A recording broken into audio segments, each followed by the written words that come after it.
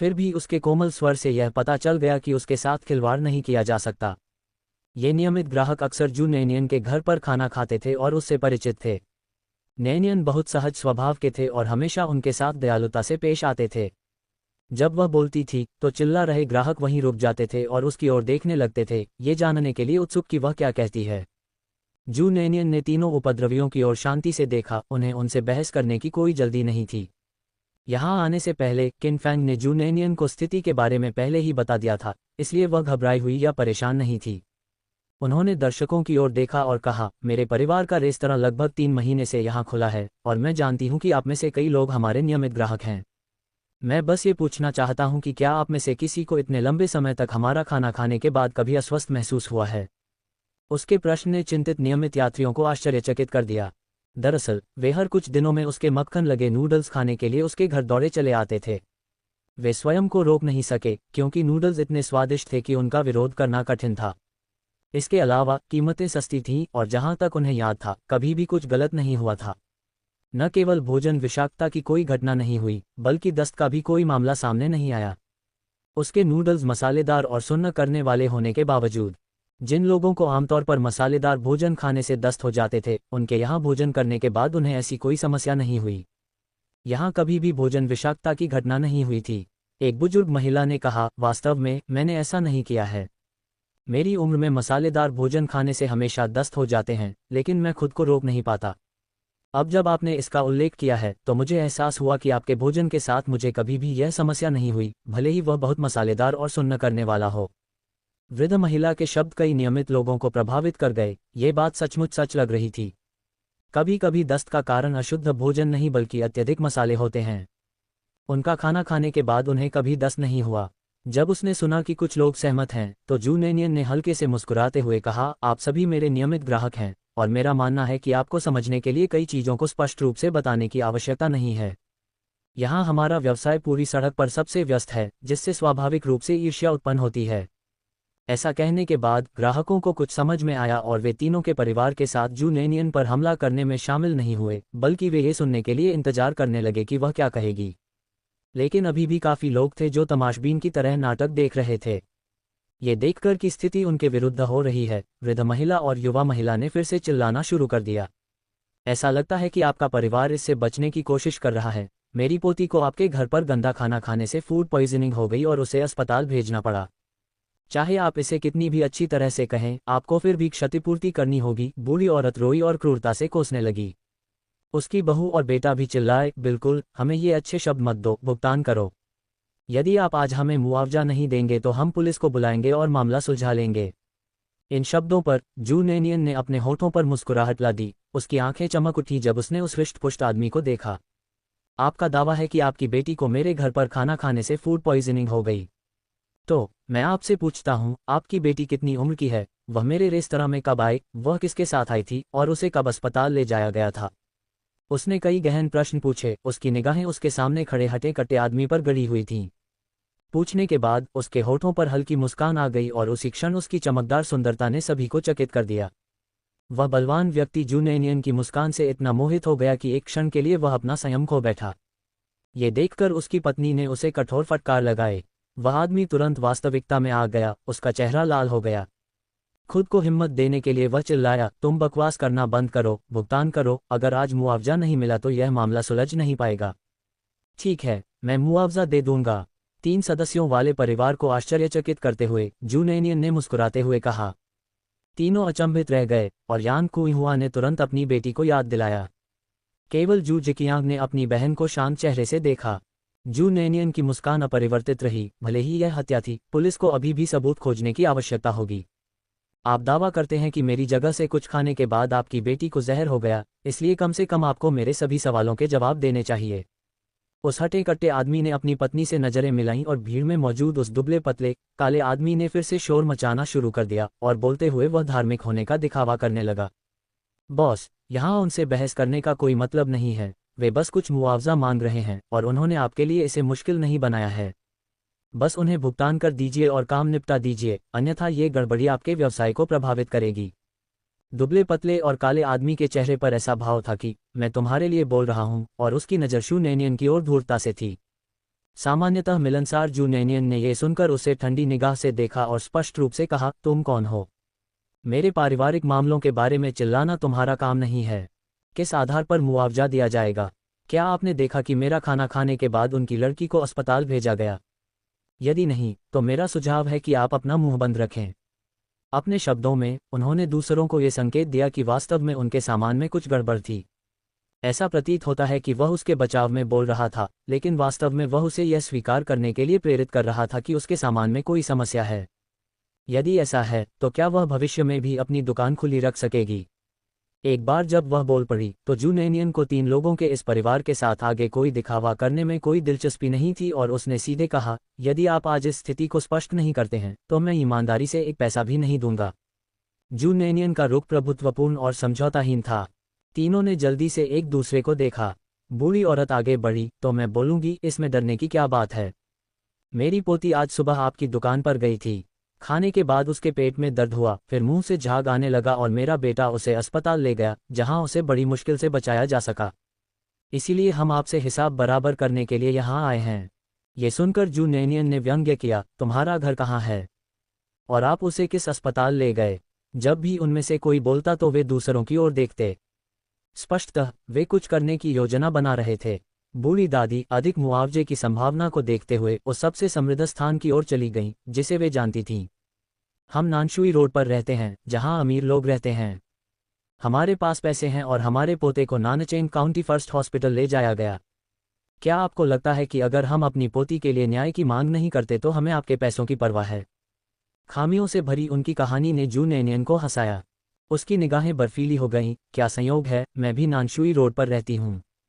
आपकी पोती को वहां से यहां तक पैदल चलना पड़ता, खाना खाना पड़ता, नानशुई रोड पर वापस आना पड़ता और फिर पता चलता कि उसे कोई समस्या है और उसे नानचेन काउंटी फर्स्ट हॉस्पिटल भेज दिया जाता। डॉक्टर द्वारा भोजन विषाक्तता के निदान का इंतजार करने के बाद आपको मुझे परेशान करने के लिए यहाँ वापस आना पड़ा। यहाँ तक कि अगर आप अमीर हैं और दोनों तरफ कार से यात्रा करते हैं तो भी कम से कम 3 घंटे लगेंगे। बूढ़ी दादी को इस बात का एहसास नहीं था, न ही उनकी बहू या बेटे को। जू नैनियन की बातें सुनने के बाद उन्होंने एक स्वर में उत्तर दिया, तो क्या हुआ अगर इसमें 3 घंटे लगते हैं? क्या कोई समय सीमा या कुछ और है? ये सुनकर जू नैनियन हंसी और अपने आसपास के लोगों की ओर देखने लगी। जो लोग अक्सर मेरे यहाँ खाना खाते हैं वे जानते हैं कि मेरी दुकान सुबह 9 बजे खुलती है और अभी 2 घंटे भी नहीं हुए हैं। 3 सदस्यों वाले परिवार की ओर मुड़ते हुए जू नैनियन ने तीखे शब्दों में कहा, मैं पूछना चाहता हूं कि मेरी दुकान खुलने से पहले ही आपकी पोती को फूड पॉइजनिंग कैसे हो गई?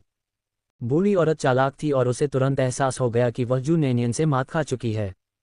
उसने बेशर्मी से जवाब दिया, तो फिर मुझे समय गलत याद आ गया होगा। बहरहाल, ये निश्चित है कि मेरी पोती को आपके घर से लाए गए शुद्ध भोजन से जहर मिला है। बिना मुआवजे के आपकी कोई भी बात मायने नहीं रखती। विश्वसनीयता बढ़ाने के लिए बूढ़ी महिला ने आगे कहा, यदि आप भुगतान नहीं करते हैं तो मैं पुलिस को बुलाऊंगी। पुलिस का जिक्र करते समय उसने जानबूझकर अपनी आवाज ऊंची कर दी। उसकी धमकी बहुत स्पष्ट थी। जू नैनियन ने उपहास करते हुए कहा, ठीक है, पुलिस को बुलाओ। जिकियांग, अभी जाकर उन्हें बुलाओ। मैं नानचेन काउंटी फर्स्ट हॉस्पिटल भी जाना चाहूंगी और देखना चाहूंगी कि आपकी पोती के साथ वास्तव में क्या हो रहा है। जू जिकियांग तुरंत बाहर भाग गया। जू नैनियन की दृढ़ कार्रवाई को देखकर बूढ़ी औरत घबरा गई। तुरंत रुक जाओ। जू जिकियांग रुका। जू नैनियन ने झूठी मुस्कान के साथ उससे पूछा, तो अब तुम पुलिस को नहीं बुला रही हो? बूढ़ी औरत ने चिढ़कर कहा, मैं देख रही हूं कि आपको अपना व्यवसाय चलाने में कोई परेशानी हो रही है। शायद किसी कर्मचारी ने लापरवाही की और खाने में कुछ गंदा पदार्थ डाल दिया, जिससे मेरी पोती को दस्त हो गए। मैं तुम्हें लूटने की कोशिश नहीं कर रहा हूं, बस एक छोटा सा मुआवजा दे दो और हम इसे छोड़ देंगे।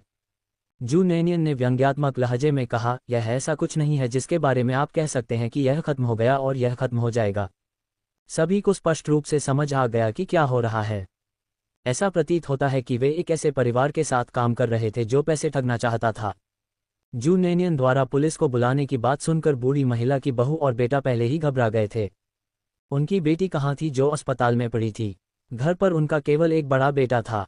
आज का ये पूरा दृश्य किसी ऐसे व्यक्ति द्वारा रचा गया था जिसने उन्हें परेशानी पैदा करने के लिए पैसे दिए थे, विशेष रूप से व्यवसाय को नुकसान पहुंचाने के लिए, ताकि अन्य लोग यह मान लें कि उनके रेस्तरां में किसी को भोजन विषाक्तता हो गई है।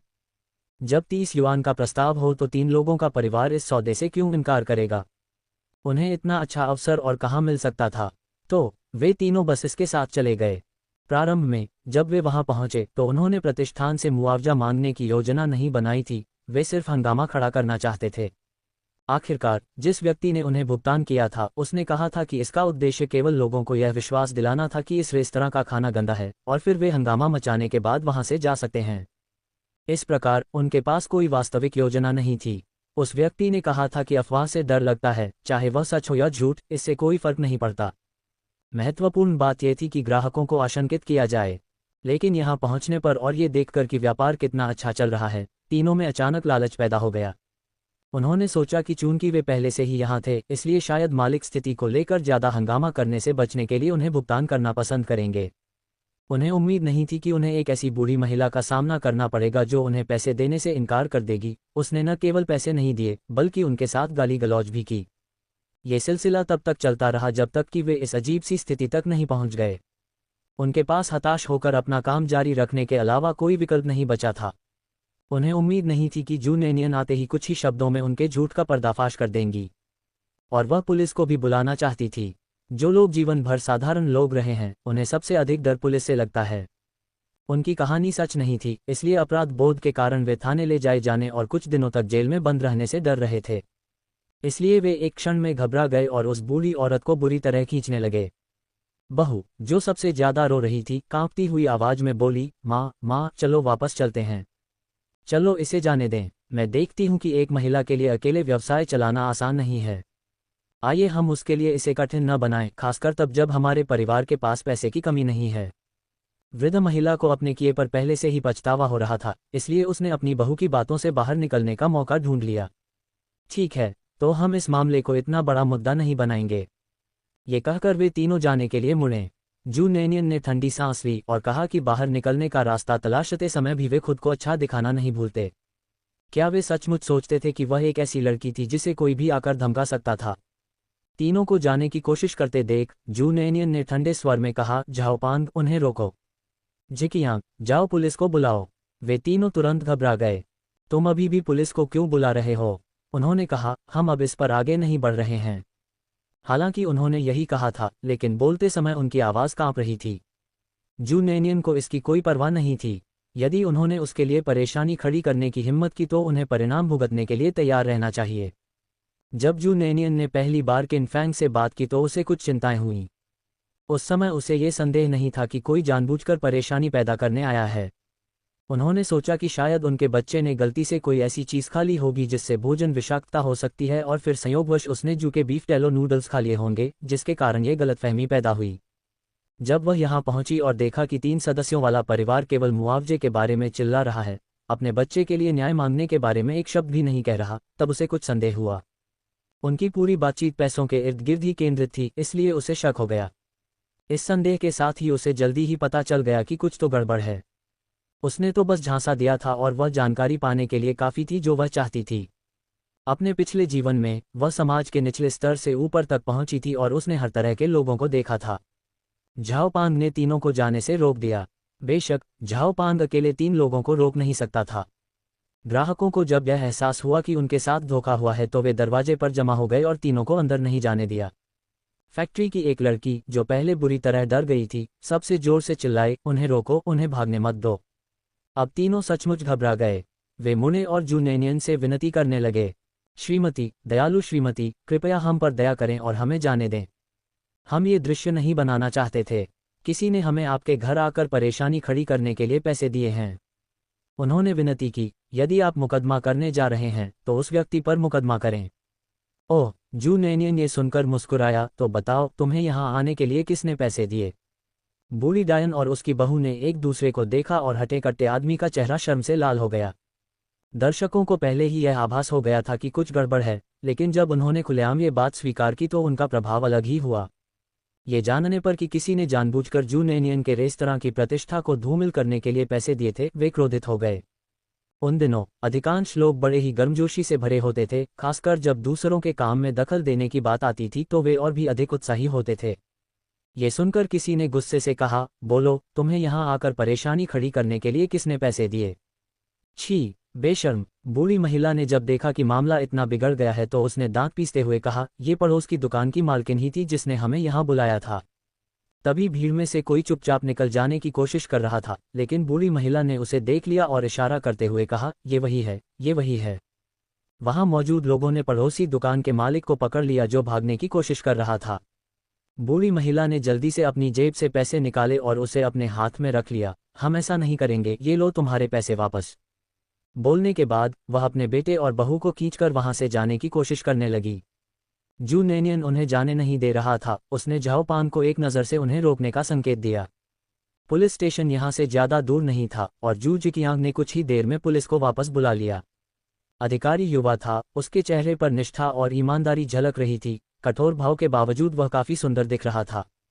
जैसे ही वह अंदर आया, शोर मचा रही भीड़ ने अवचेतन रूप से अपनी आवाज धीमी कर ली। क्या हुआ? युवा अधिकारी ने पूछा। जू नेनियन तुरंत अधिकारी के पास गए और उस 3 लोगों के परिवार की ओर इशारा किया जो ये घटना कर रहे थे, और पड़ोसी दुकान के मालिक की ओर इशारा करते हुए कहा, अधिकारी कॉमरेड, वे मेरी दुकान में परेशानी पैदा कर रहे थे। उन्होंने उस बलवान व्यक्ति की ओर इशारा करते हुए कहा, वह मेरी मां को भी मारना चाहता था। कृपया अधिकारी मेरे परिवार के लिए खड़े हो जाए। सू जिवेन ने पहले दिन ही घटना की रिपोर्ट के बारे में सुना था और बिना कोई सवाल पूछे उसका अनुसरण किया था। उन्होंने यह उम्मीद नहीं की थी कि इससे कोई गड़बड़ी होगी। जब उसने दूर से देखा कि यह जू फैमिली बीफ टेलो नूडल हाउस है, तो सू जिवेन कुछ आश्चर्यचकित हुआ। उन्होंने स्टेशन पर अपने सहकर्मियों से एक नूडल हाउस के बारे में सुना था जो कथित तौर पर स्वादिष्ट भोजन परोसता था और जिसका मालिक बहुत सुंदर था, लेकिन उन्होंने कभी दौरा नहीं किया था और उसने जू नेनियन को कभी नहीं देखा था। अचानक इतनी सुंदरता को देखकर सू जिवेन का मन शांत नहीं हो रहा था।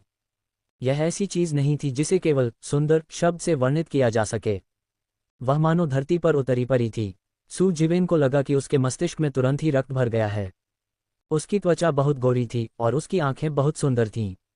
वे बड़ी बड़ी पानी भरी आंखें ऐसी लग रही थीं मानो वे बोल सकती हों। जू नेनियन कुछ देर से बोल रही थी, लेकिन जब उसने देखा कि अधिकारी ने कोई प्रतिक्रिया नहीं दी तो उसने सहज रूप से फिर से पुकारा, अधिकारी कॉमरेड। इस मधुर आवाज ने अधिकारी सू जिवेन को तुरंत वास्तविकता में वापस ला दिया। उन्होंने पूछा, कौन, किसने उपद्रव मचाया? जू नेनियन ने 3 लोगों के परिवार की ओर इशारा किया और सू जिवेन ने जल्दी से अपनी टोपी थोड़ी नीचे दबा ली ताकि जू नेनियन उसकी शर्मिंदगी न देख सके। फिर वह लोगों को ले जाने के लिए चला गया। इस बार तीनों सदस्यों वाले परिवार को अंततः डर का एहसास हुआ। वे रोते हुए और जू नेनियन से विनती करते हुए अपनी गलती स्वीकार करने लगे। जू नेनियन दया दिखाने वाले नहीं थे, गलतियों की कीमत चुकानी पड़ी। अगर उसने आज इस मुद्दे को हल नहीं किया होता तो उसका अपना परिवार बदकिस्मत होता। सू जिवेन को धक्का देने की भी जरूरत नहीं पड़ी। झाओपांग और पहले से ही देख रही भीड़ ने 4 व्यक्तियों को वश में कर लिया। शू नेनियन की ओर मुड़कर सू जिवेन ने कहा, हमें बयान देने के लिए आपको पुलिस स्टेशन आने की आवश्यकता है। ठीक है, जू नेनियन ने बिना किसी हिचकिचाहट के सहमति व्यक्त की। उस तेज ठीक है ने सू जिवेन को एक पल के लिए रुकने पर मजबूर कर दिया, इससे पहले कि वह जू नेनियन के साथ रवाना हो जाए। जू नेनियन शांत और संयमित थी, मानो पुलिस स्टेशन उसका अपना घर हो। जैसे ही वह पुलिस स्टेशन में दाखिल हुई, अंदर मौजूद अधिकारी दंग रह गए। उनमें से एक व्यक्ति मग लेकर पानी लेने जा रहा था। जू नेनियन को देखते ही जो विनम्रता से मुस्कुराया, त्रासदी घटित हुई। मग फर्श पर गिरकर 2-3 बार उछला।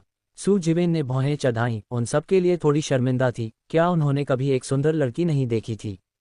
लेकिन फिर भी ये युवती सचमुच कुछ ज्यादा ही खूबसूरत थी। उसने पहले कभी इतनी सुंदर लड़की नहीं देखी थी। साथ ही अधिकारी, जो ये जानने के लिए उत्सुक थे कि क्या हुआ था और शू नेनियन स्टेशन पर क्यों थे, उन्होंने सू जिवेन से पूछना शुरू कर दिया। सू जिवेन ने स्थिति का संक्षिप्त विवरण दिया। ये सुनकर सभी लोग क्रोधित हो गए। कोई इतनी छोटी सी सुंदरी को परेशान करने का साहस कैसे कर सकता है? स्टेशन पर युवा पुरुष सहकर्मियों ने एकमत होकर शू नेनियन के प्रति सहानुभूति व्यक्त की तथा उसे तरह तरह की सांत्वनाएं दी। जू नेनियन, जिसे अपमानित नहीं किया गया था, वह इस उत्साह को संभालने में कुछ हद तक असमर्थ था। दिन के मुद्दे को शीघ्रता से निपटा दिया गया। चूंकि यह कोई गंभीर अपराध नहीं था, इसलिए चारों को केवल मौखिक रूप से चेतावनी दी गई और जू नेनियन को कुछ धनराशि देकर मुआवजा देने को कहा गया। अंततः उन्हें 50 युआन का भुगतान करना पड़ा।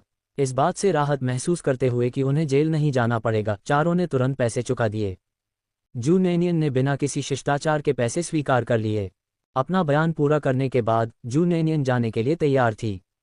सू जिवेन वास्तव में उसे भगाने के लिए उसका पीछा करना चाहता था, लेकिन उसकी पतली त्वचा ने उसे बोलने से रोक दिया। उसकी आंखें चमक उठीं और उसने जल्दी से पैसे छीन लिए और उसके पीछे भागा। दुर्भाग्य से जू नेनियन पहले ही बिना किसी निशान के गायब हो चुका था।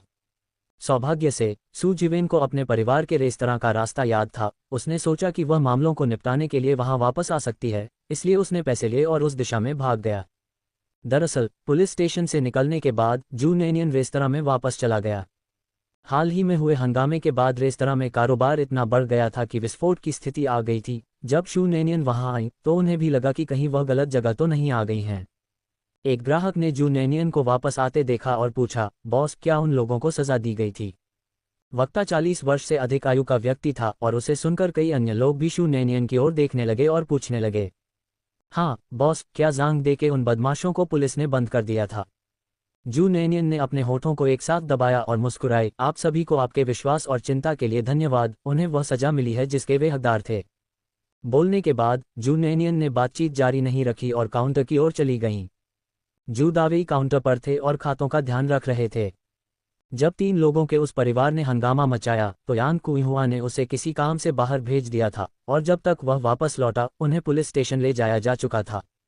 यान कुइहुआ से पूरी कहानी सुनने के बाद जैसे ही उसने जू नैनियन को देखा, उसने उसे जल्दी से एक तरफ खींच लिया और चिंतित होकर पूछा, बेबी नैनियन, क्या उन लोगों ने तुम्हें धमकाया था? उसने जू नैनियन का हाथ पकड़ा और उसे घुमाकर देखने की कोशिश की कि कहीं उसे चोट तो नहीं लगी है। जू नैनियन ने असहाय होकर अपने हाथ खोले और जू दावेई से कहा, पिताजी, मुझे कोई चोट नहीं लगी है। जू दावेई को अंततः आश्वस्त किया गया। तभी एक ग्राहक ने अपना खाना खत्म किया और भुगतान करने के लिए आया। ये जानते हुए कि उनकी बेटी को कोई चोट नहीं आई है, शू दावेई बिल का भुगतान करने में इतने व्यस्त थे कि उन्होंने कोई चिंता नहीं दिखाई। जू नैनियन को बस एक ब्रेक मिलने की खुशी थी। मूल रूप से उसने आज जू जिकियांग को वितरकों से बात करने के लिए लिन सिटी ले जाने की योजना बनाई थी। अब इसमें देरी हो चुकी थी और ऐसा लग रहा था कि अब उसे कल ही जाना होगा। यान कुइहुआ ग्राहकों की देखभाल और चीजों को व्यवस्थित करने में व्यस्त थे, इसलिए उनके पास जू नैनियन से बात करने का समय नहीं था। जू नैनियन जानबूझकर अगले दरवाजे पर स्थित व्यवसाय की जांच करने के लिए दरवाजे तक चले गए। पड़ोसी दुकान में केवल एक व्यक्ति काम में व्यस्त था। ये व्यक्ति कोई और नहीं बल्कि वही दुबला पतला काला आदमी था जो पहले भीड़ में सबसे ज्यादा बोल रहा था। वह आदमी मेज साफ कर रहा था और काउंटर पर वह मालकिन बैठी थी जिसे पहले ही पुलिस स्टेशन ले जाया गया था। जू नैनियन को इस तरह देखते हुए मालकिन ने उसे बुरी नज़र से देखा, लेकिन जू नैनियन ने परवाह नहीं की और बस उदासीनता से कंधे उचका दिए। लेकिन उस दुबले पतले काले आदमी की निगाहें विशेष रूप से घृणित थीं जब उसने जू नैनियन को देखा। जू नैनियन ने मालकिन और उस आदमी को तिरस्कार भरी नज़र से देखते हुए उपहास किया।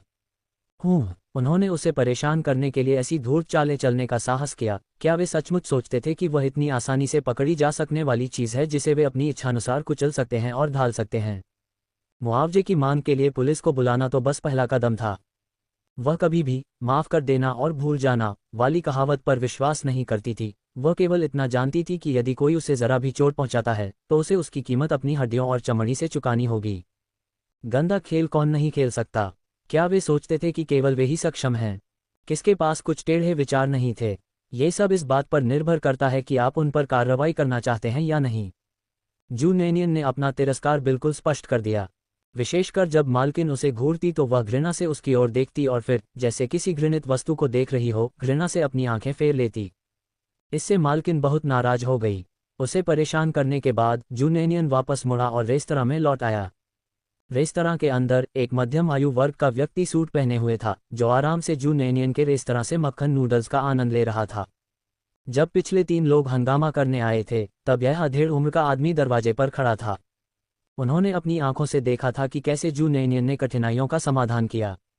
व्यवसायी सुन कियांग ने उस युवा लड़की की ओर देखा और देखा कि वह स्थिति को कितनी शांति और सावधानी से संभाल रही थी। उसने कुछ और दिलचस्पी भरी निगाहें डालीं।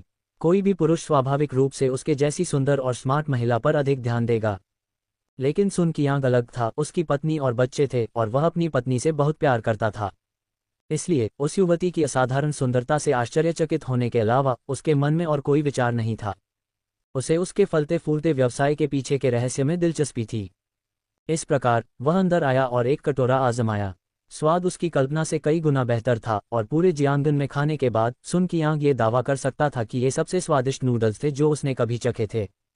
सुन कियांग एक सक्षम व्यवसायी थे और उन्होंने तुरंत ही इस व्यावसायिक अवसर को पहचान लिया। उसे एहसास हुआ कि इस दुकान की प्रभारी वही मुखर युवती है, इसलिए वह उसके लौटने का इंतजार करने लगा। हालांकि वह पूछताछ करने की जल्दी में नहीं था। चूंकि वह खानपान उद्योग में व्यवसायी नहीं थे, हालांकि वह व्यवसाय की संभावनाओं को देख सकते थे, लेकिन उन्होंने स्वयं निर्णय लेने का साहस नहीं किया और उन्हें वापस जाकर अपनी पत्नी से परामर्श करना पड़ा। जब सुन कियांग अपना बिल चुकाने गया तो जू नेनियन खाता बही देख रहा था। नमस्ते, कुल कितना है? इस परिष्कृत और विनम्र अभिवादन को सुनकर जू नेनियन ने सहज रूप से अपना सिर उठाया और एक मध्यम आयु वर्ग के चाचा को देखा।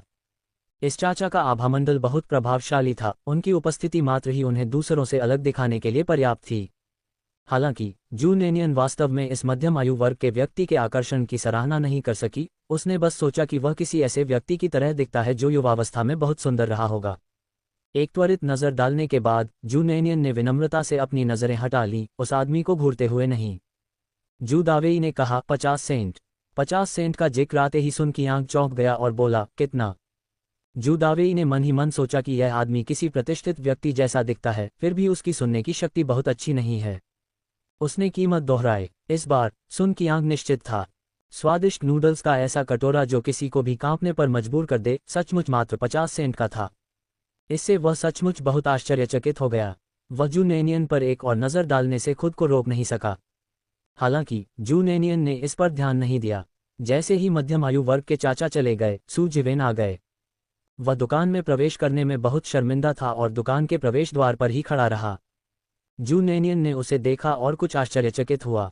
यह युवा पुलिस अधिकारी यहाँ क्या कर रहा था? ऐसा लग रहा था जैसे वह उससे कुछ कहना चाहता हो।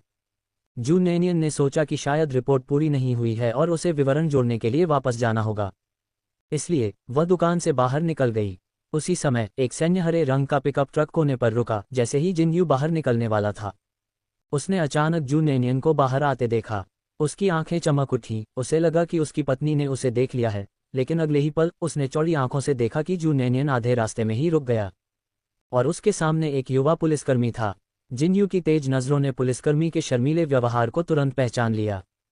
जू नेनियन ने सू जिवेन के पास जाकर उलझन में पूछा, अधिकारी, क्या पहले वाला मुद्दा अभी तक हल नहीं हुआ है? उसकी कोमल मीठी आवाज ने सू जिवेन के चेहरे को और भी लाल कर दिया। नहीं, ऐसा नहीं है, आप अपने पैसे ले जाना भूल गईं। जैसे ही उसने कहा, सू जिवेन ने जू नेनियन द्वारा छोड़े गए पैसे निकाले और उसे दे दिए। जू नेनियन एक क्षण के लिए चौंक गई। वास्तव में वह सचमुच भूल गई थी। धन्यवाद। जैसे ही उसने पैसे प्राप्त किए, जू नेनियन ने एक मीठी मुस्कान के साथ अपना आभार व्यक्त करना नहीं भूली। उसकी आंखें अर्धचंद्राकार हो गईं। सू जिवेन के गाल तुरंत बबून के नितंब की तरह लाल हो गए। नहीं, मुझे धन्यवाद देने की कोई ज़रूरत नहीं है, मैं अब जा रहा हूँ। ये कहकर सू जिवेन मुड़ा और अकड़कर चला गया। हालांकि जू नेनियन ने उनसे रुकने के लिए नहीं कहा। जैसे ही सू जिवेन ने मुड़कर देखा, उसने एक लंबे आदमी को विपरीत दिशा से आते देखा।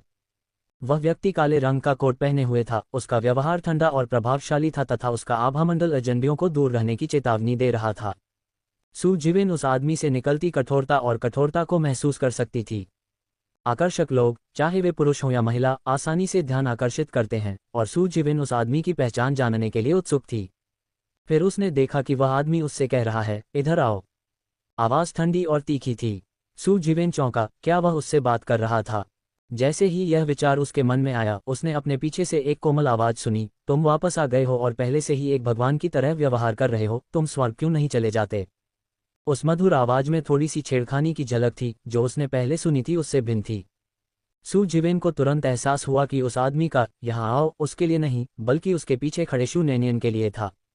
इसके बाद उसने देखा कि पहले ठंडा और दुर्जय आदमी मुस्कुराया और धीमी आवाज में जवाब दिया, तो मैं आऊँगा।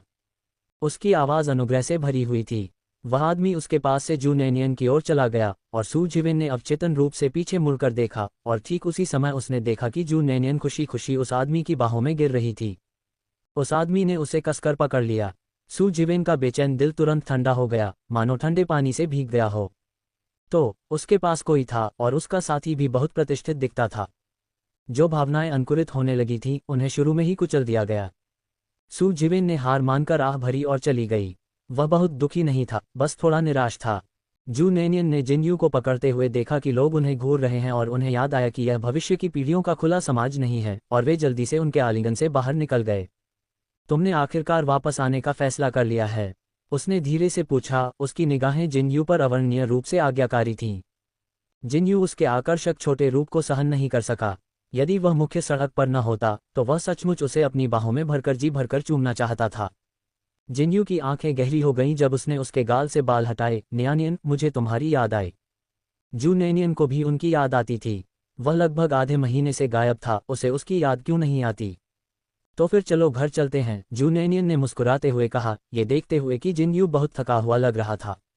जिनयू ने सहमति में कहा, मैं पहले माँ और पिताजी को नमस्ते कहूँगा। ठीक है। जू नैनियन ने उससे पूछा, क्या तुमने कुछ खाया? नहीं, जिनयू ने ईमानदारी से जवाब दिया।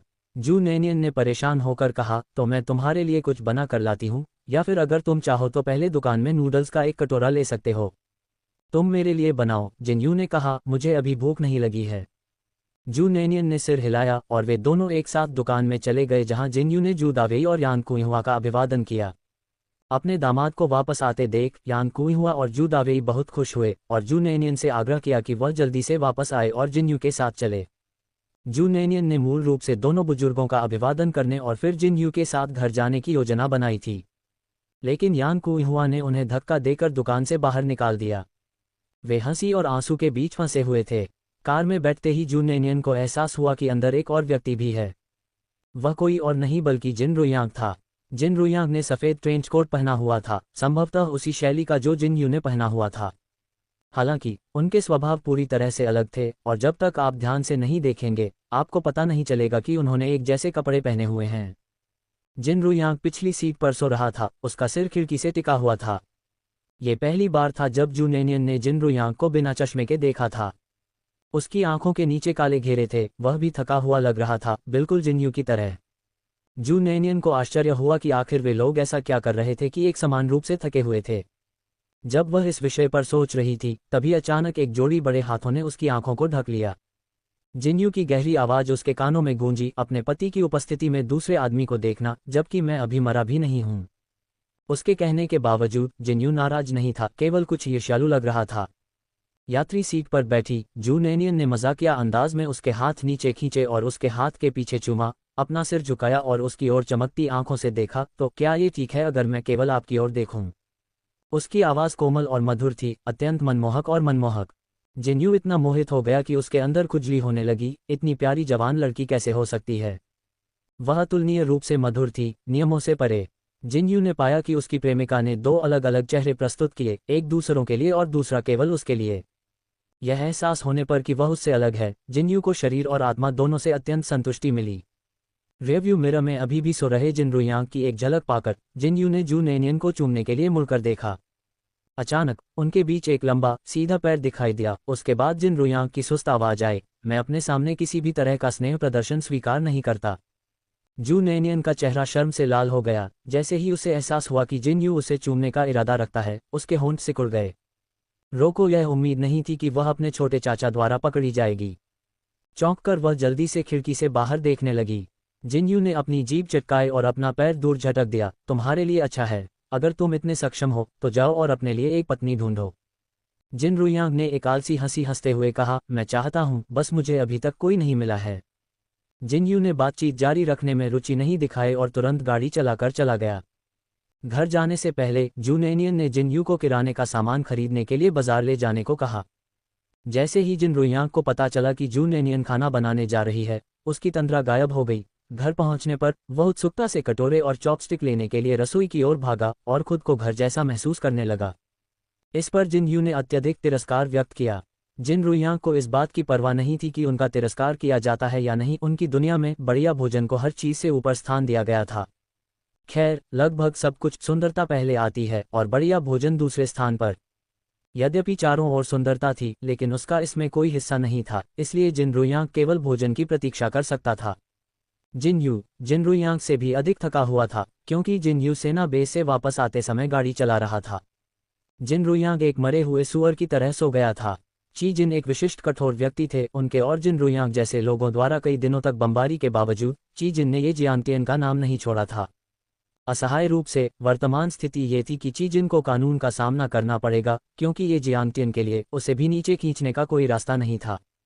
इससे जिनयू के दांतों में जलन के कारण खुजली होने लगी। हालांकि चाहे वह कितना भी थका हुआ क्यों न हो, जिनयू जू नैनियन को अकेले कड़ी मेहनत नहीं करने दे सकता था। वह उसके पीछे रसोई घर में चला गया। जू नैनियन का सहायक रसोइया बनना। जू नैनियन ने उसका थका हुआ चेहरा और आंखों के नीचे काले घेरे देखे और समझ गई कि वह थका हुआ होगा, इसलिए उसने उसे मदद नहीं करने दी। उसने उसे बाहर भगा दिया। वह रसोई में अकेले काम करती थी। जू नैनियन ने बहुत जल्दी काम किया और आधे घंटे से भी कम समय में उन्होंने 4 व्यंजन और एक सूप तैयार कर दिया। ये जानते हुए कि जिनयू को मांस पसंद है, जू नैनियन ने 3 मांस व्यंजन बनाए, केवल एक तली हुई सब्जी का व्यंजन बनाया और एक साधारण सूप भी पकाया। भोजन परोसा गया और बहते पानी की मदद से जू नैनियन के उल्लेखनीय पाक कौशल के साथ 4 साधारण घरेलू व्यंजनों ने जिनयू और जिनरुयांग दोनों के मुंह में पानी ला दिया। दोनों व्यक्तियों ने जल्दी से खाना खा लिया। उन्हें 4 प्लेटें खत्म करने में ज्यादा समय नहीं लगा। खाते समय जिनरुयांग ने कहा, जिनयू, आप सचमुच भाग्यशाली हैं कि आपको इतनी अच्छी, सुंदर और गुणवान पत्नी मिली है। स्पष्ट प्रशंसा से शर्माते हुए जू नैनियन ने कहा, अगर आपको खाना पसंद आया तो भविष्य में बार बार आइएगा और मैं आप लोगों के लिए खाना बनाऊंगी। जिनयू ने मेज के उस पार जिनरुयांग की ओर देखा और उसकी पिंडली पर लात मारी। खाते समय बात मत करो, तुम्हारी लार मेरे कटोरे में गिर रही है। जिनरुयांग को इसकी बिल्कुल भी परवाह नहीं थी। दादाजी ने कहा था कि लार भी एक दवा है। मैं आपको मुफ्त में शरीर बनाने का उपाय दे रहा हूँ, बहुत आभारी मत बनो। फिर उसने अपना सिर झुकाया और सूप पीना जारी रखा, मम्मम की आवाजें निकालता हुआ और अपने आप से अविश्वसनीय रूप से प्रसन्न दिख रहा था। इससे जिनयू की आंखें घूम गईं। वह वास्तव में चाहता था कि जिनरुयांग के तथाकथित प्रशंसक उस समय उसकी अश्लील अभिव्यक्ति देखें। खाने के बाद जिनयू जू नैनियन को सीधे अपने कमरे में ले गया, जबकि जिनरुयांग कुछ देर सोने के लिए अतिथि कक्ष में भाग गया।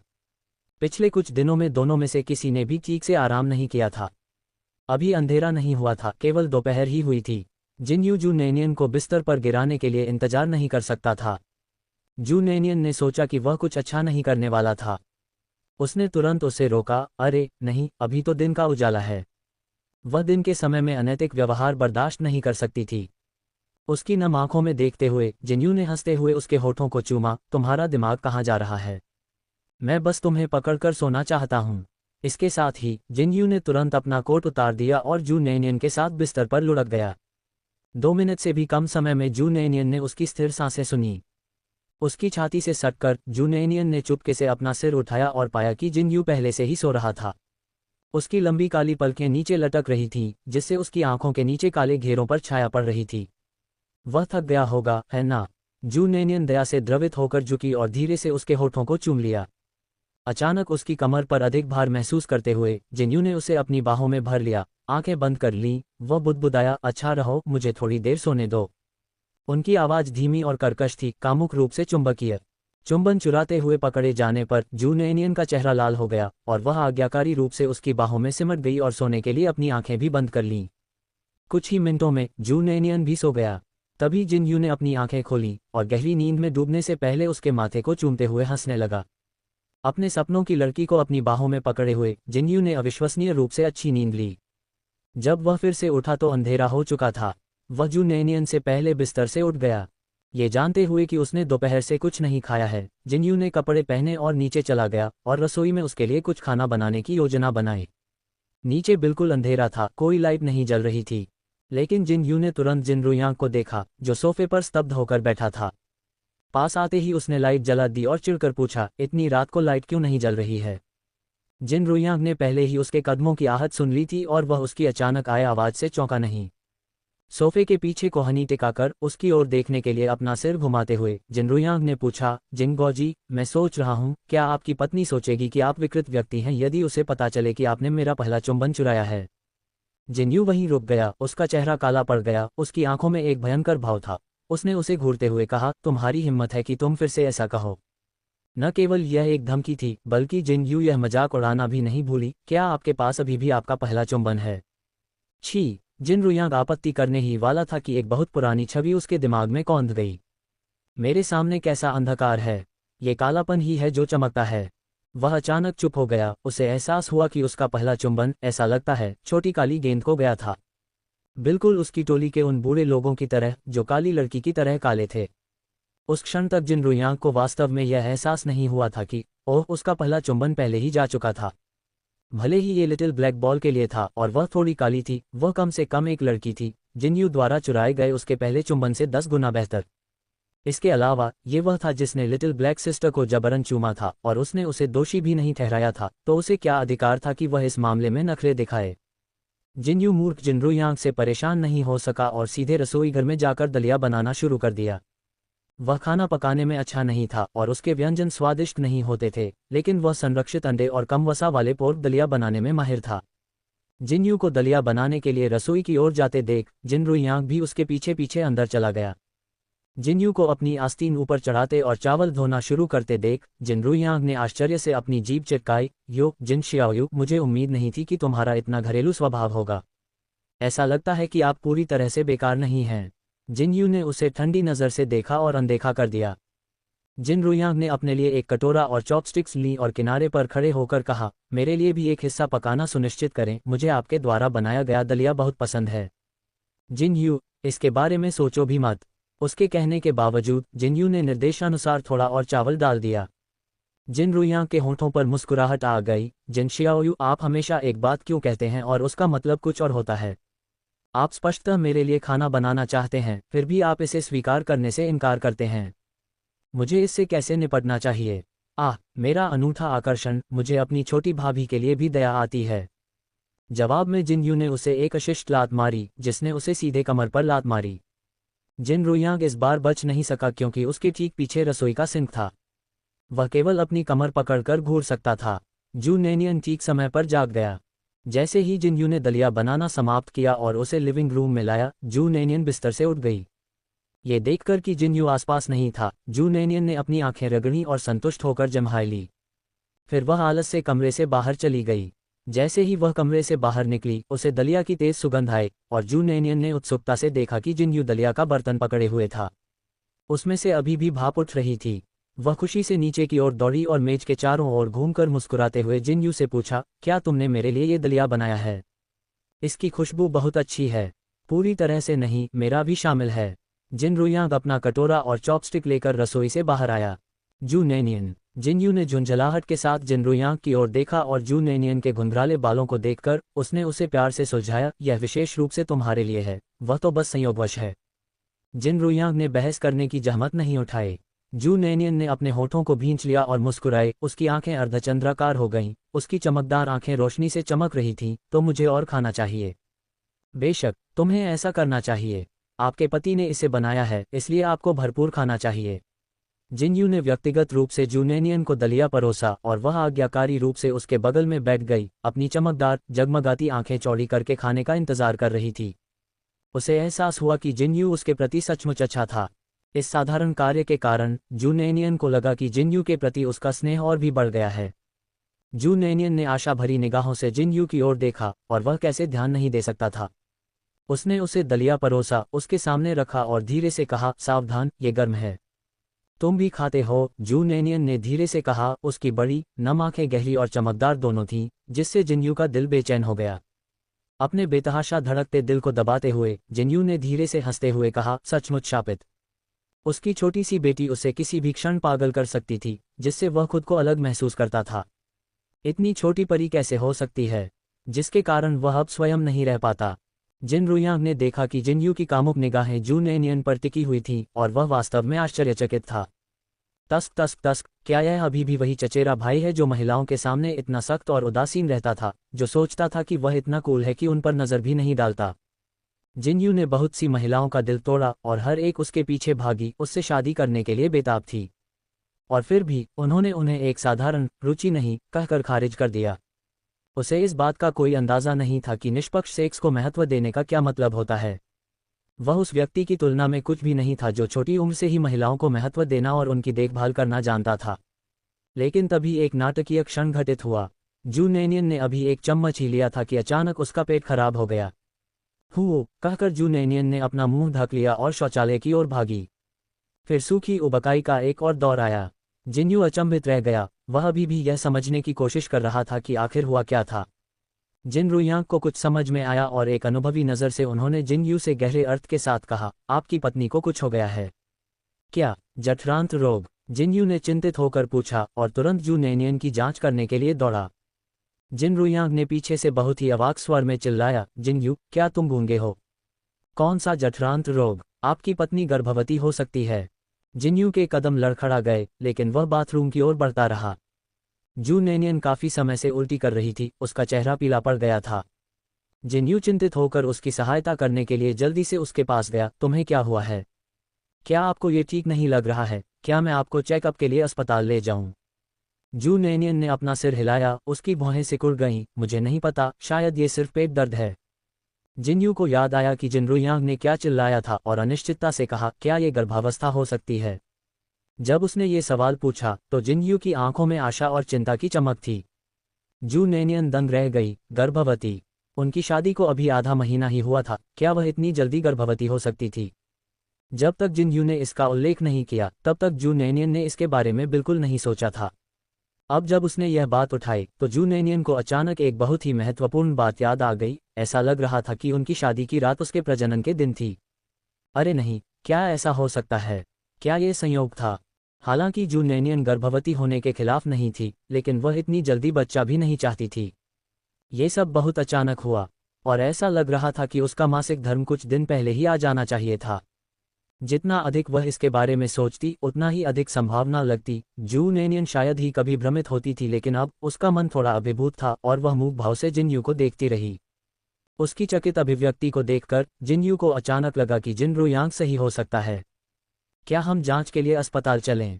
जिनयू ने सुझाव दिया। सामान्यतः शांत और संयमित रहने वाला व्यक्ति अचानक अपनी भावनाओं को नियंत्रित करने में असमर्थ हो गया। उसका हृदय अत्यधिक खुशी से भर गया। वह इस उल्लास को दबा नहीं सका।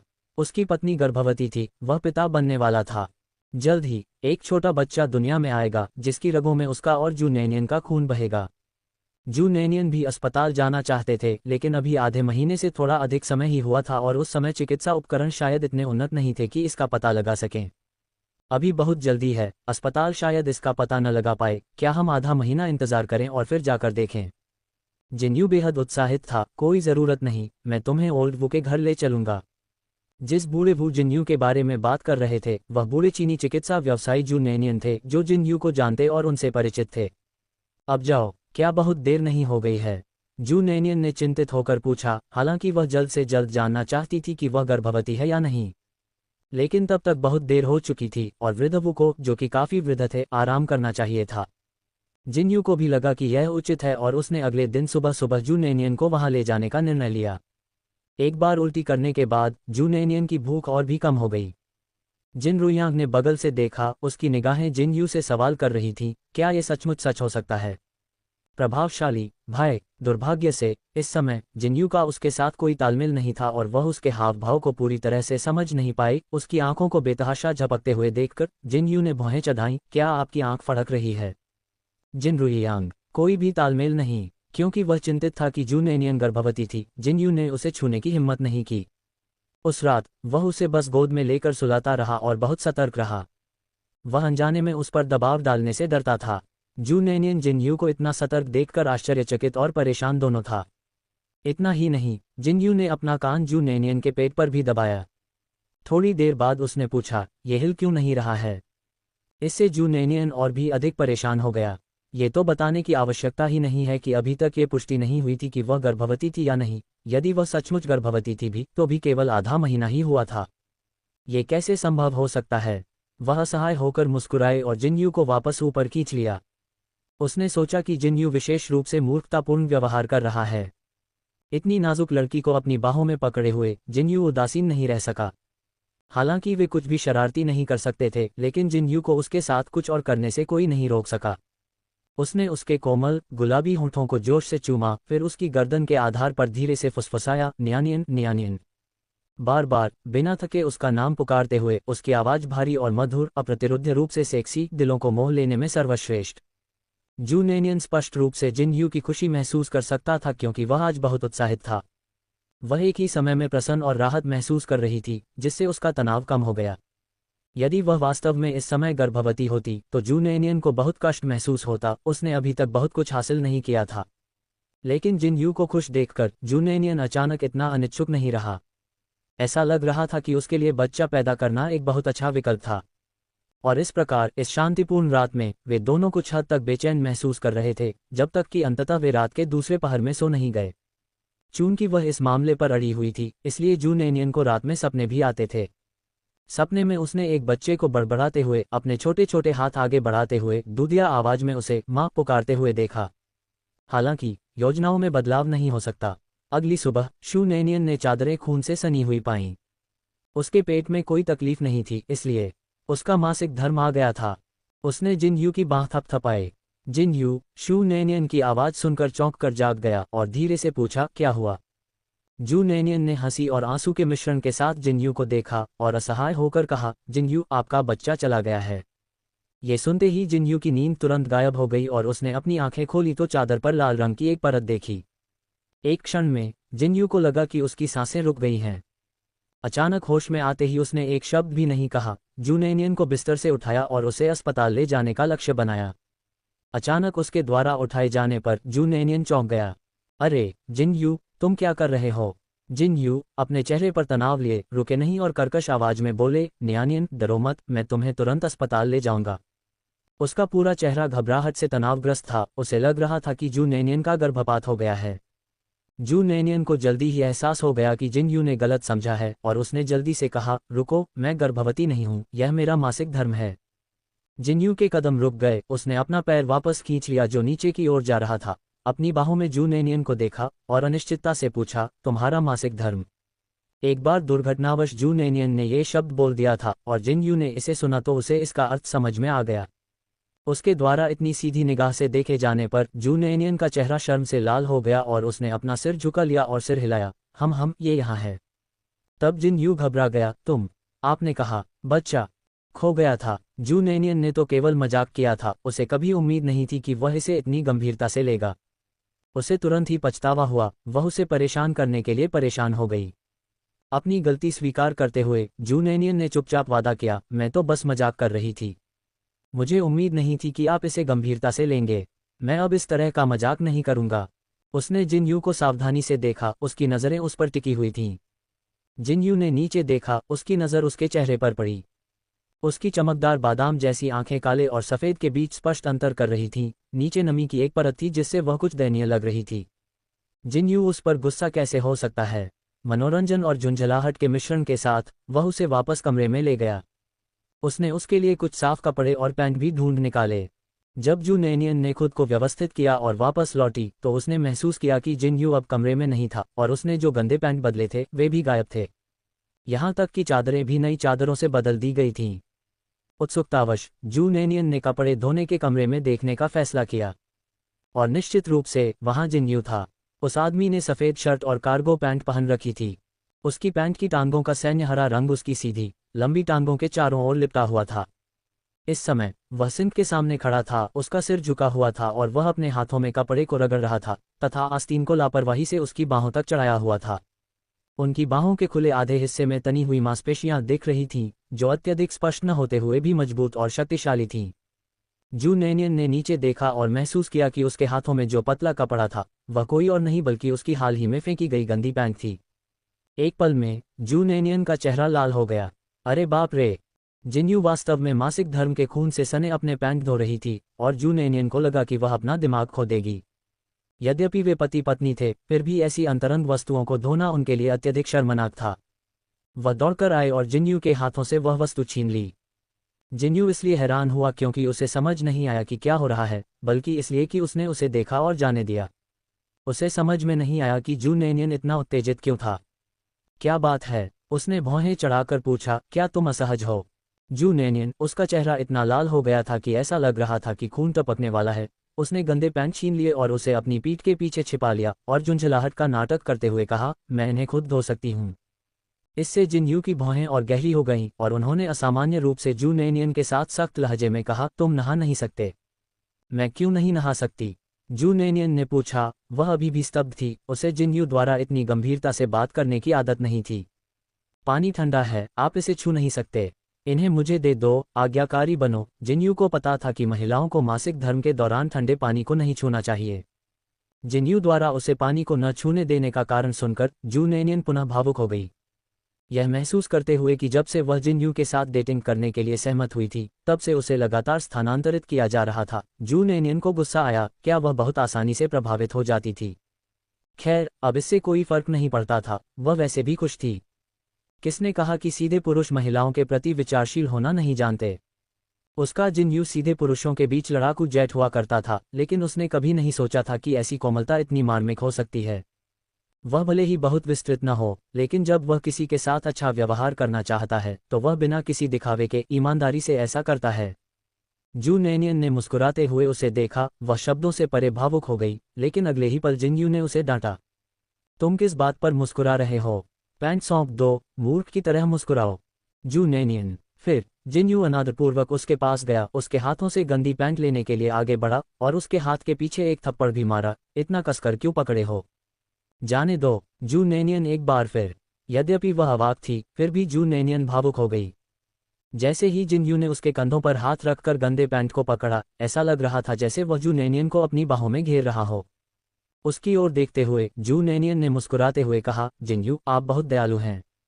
जिनयू ने उसकी ओर देखा। छोटी लड़की की आंखें इतनी सुंदर, चमकदार और मनमोहक थीं। जिनयू सबसे आसानी से उन आंखों से मोहित हो गया, उसकी निगाहें गहरी हो गईं।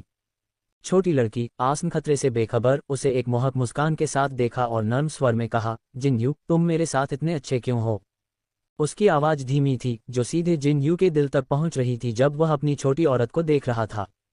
जिनयू ने अपनी जीभ चटकाई, उसकी जीभ की नोक उसके दांतों पर दब गई। देखो तुम कितना दयनीय व्यवहार कर रहे हो। तुम मेरी पत्नी हो, यदि मैं तुम्हारे प्रति अच्छा नहीं रहूंगा तो किसके प्रति रहूंगा? ये कहते हुए जिनयू ने उसे कुछ अजीब जगह पर थपथपाया। एक तरफ हटो, मैं कपड़े धोता हूँ। एक बार वे साफ हो जाएं तो मैं तुम्हारा साथ दूंगा। जू नैनियन तुरंत अवाक। यह शापित घूमता हुआ हाथ, क्या वह उसे सिर्फ एक बार ही स्थानांतरित नहीं होने दे सकता था? हमेशा चीजों को बीच में ही बिगाड़ देना। जिनयू ने कपड़े धोना जारी रखा तथा अपने काम पर ध्यान केंद्रित किया। यद्यपि वह एक सुविधा संपन्न परिवार से था, फिर भी उसमें अहंकार की कोई भावना नहीं थी। वह ऐसे काम उदासीनता के साथ करता था। उसके शब्दों पर विचार करते हुए जू नैनियन ने हल्की मुस्कान के साथ अपने होंठ दबा लिए। क्योंकि वह उसकी पत्नी थी तो उसे उसके अलावा और किसके साथ अच्छा व्यवहार करना चाहिए था? ये कितना सरल सत्य है, फिर भी इस संसार में कितने लोग इस पर सचमुच अमल कर पाते हैं? उनके जैसे प्रतिष्ठित परिवारों के पुरुषों की बात तो दूर, साधारण परिवारों के पुरुष भी अक्सर अपना दिल पूरी तरह से अपनी पत्नियों के लिए समर्पित नहीं करते। जब जिनयू कपड़े धो रहा था तो जू नैनियन दरवाजे पर खड़ी थी, अपना सिर दरवाजे की चौखट पर टिकाए, उसे गौर से देख रही थी। जिनयू ने जू नैनियन को पहले वापस जाने के लिए कहा। जू नैनियन वास्तव में बिस्तर पर वापस लेटना चाहती थी, उसका पेट दर्द कर रहा था। ये ऑपरेशन, हालांकि ये जियांग को अपने साथ नीचे खींचने में असमर्थ रहा, लेकिन ची जिन पर सफलतापूर्वक कब्जा कर लिया गया, जिसे एक बड़ी उपलब्धि माना गया। परिणामस्वरूप जिनरुयांग को स्वतंत्र रूप से घूमने का एक और मौका मिल गया। यद्यपि ऑपरेशन का नेतृत्व जिनयू ने किया था, लेकिन इसका श्रेय जिनरुयांग को दिया गया। चूंकि जिनयू वर्तमान में आराम चरण में थे और उन्हें ऑपरेशन में भाग लेने की अनुमति नहीं थी, इसलिए जिनरुयांग ने आधिकारिक तौर पर इसके लिए आवेदन किया। स्वाभाविक रूप से श्रेय उन्हीं को मिला, लेकिन न तो जिनयू और न ही जिनरुयांग ने ऐसी चीजों की परवाह की। अब ची जिन को पकड़ लिया गया था, लेकिन वह आदमी जो पिछली बार जिनरुयांग से बच निकला था अभी भी फरार था। इसलिए जिनरुयांग ने आगे की जांच के लिए नानचेंग में रहने के लिए आवेदन किया और उन्हें अपनी हालिया योग्यता के कारण जल्दी ही मंजूरी मिल गई। जिनयू को आधे साल तक आराम करने का आदेश देने का कारण न केवल उनकी शारीरिक चोटें थीं, बल्कि उनकी मनोवैज्ञानिक समस्याएं भी थीं। उच्च अधिकारियों को लगा कि वह मानसिक रूप से बहुत प्रभावित थे, क्योंकि उसके 2 अच्छे भाई उसके सामने मर गए थे, और जिनयू ने जोर देकर कहा कि यह जियांग था जिसने जानकारी लीक की थी। यह मानते हुए कि जिनयू इसे स्वीकार करने के लिए संघर्ष कर रहा था, उनके पास उसे आधे साल का आराम देने के अलावा कोई विकल्प नहीं था। दूसरी ओर जिनरुयांग सोफे पर आराम से दूध पी रहा था जब उसने जू नैनियन को अपना पेट पकड़े हुए ऊपर की ओर भागते हुए देखा। वह पूरी तरह से हैरान था, क्या ये हो सकता है कि वह वास्तव में गर्भवती हो? जैसे ही जू नैनियन सीढ़ियों से ऊपर भागा, जिनरुयांग देखना नहीं चाहता था, लेकिन किसी की पैंट पर हथेली का निशान इतना स्पष्ट था कि जिनरुयांग चाहकर भी इसे अनदेखा नहीं कर सका। उसने जू नैनियन की सफ़ेद पैंट पर गीली हथेली का निशान देखा। जिनरुयांग ने तुरंत मुंह में दूध थूक दिया। धिक्कार है जिनयू, इस जानवर पर। जिनरुयांग केवल अपना सिर हिलाकर अपना समर्थन व्यक्त कर सके। उधर कक्षा में उपस्थित जू सिसी जिनरुयांग के सुंदर चेहरे और मुस्कुराते समय उसके होठों की वक्रता को देखकर इतनी अधिक व्यस्त हो गई कि वह अनजाने में ही विचलित हो गई। जू सिसी का ध्यान भटकने पर शिक्षक ने पाठ के बीच में ही रुककर गुस्से में उसे एक प्रश्न का उत्तर देने के लिए कहा, लेकिन जू सिसी ने कोई जवाब नहीं दिया। जब शिक्षिका ने कुछ और बार आवाज लगाई तो जू सिसी की डेस्कमेट ने उसे जल्दी से धक्का देकर होश में लाया। उसने अपनी डेस्कमेट से पूछा, क्या हो रहा है? शिक्षक तुम्हें बुला रहे हैं। जू सिसी शिक्षकों से बहुत डरती थी और यह सुनते ही वह तुरंत खड़ी हो गई और जोर से चिल्लाई, प्रस्तुत। शिक्षक उसकी ऊंची आवाज सुनकर चौंक गए और गुस्से से लाल चेहरे के साथ बोले, वर्तमान वर्तमान, आपका वर्तमान से क्या मतलब है? मैंने आपसे प्रश्न का उत्तर देने के लिए कहा था। उन्होंने उसे रेस्तरां व्यवसाय में आने की अपनी इच्छा के बारे में बताया। उसकी पत्नी तुरंत नानचेन काउंटी आ गई और उसने सुन कियांग से आग्रह किया कि वह उसे शू नैनियन के पारिवारिक रेस्तरां में ले जाए।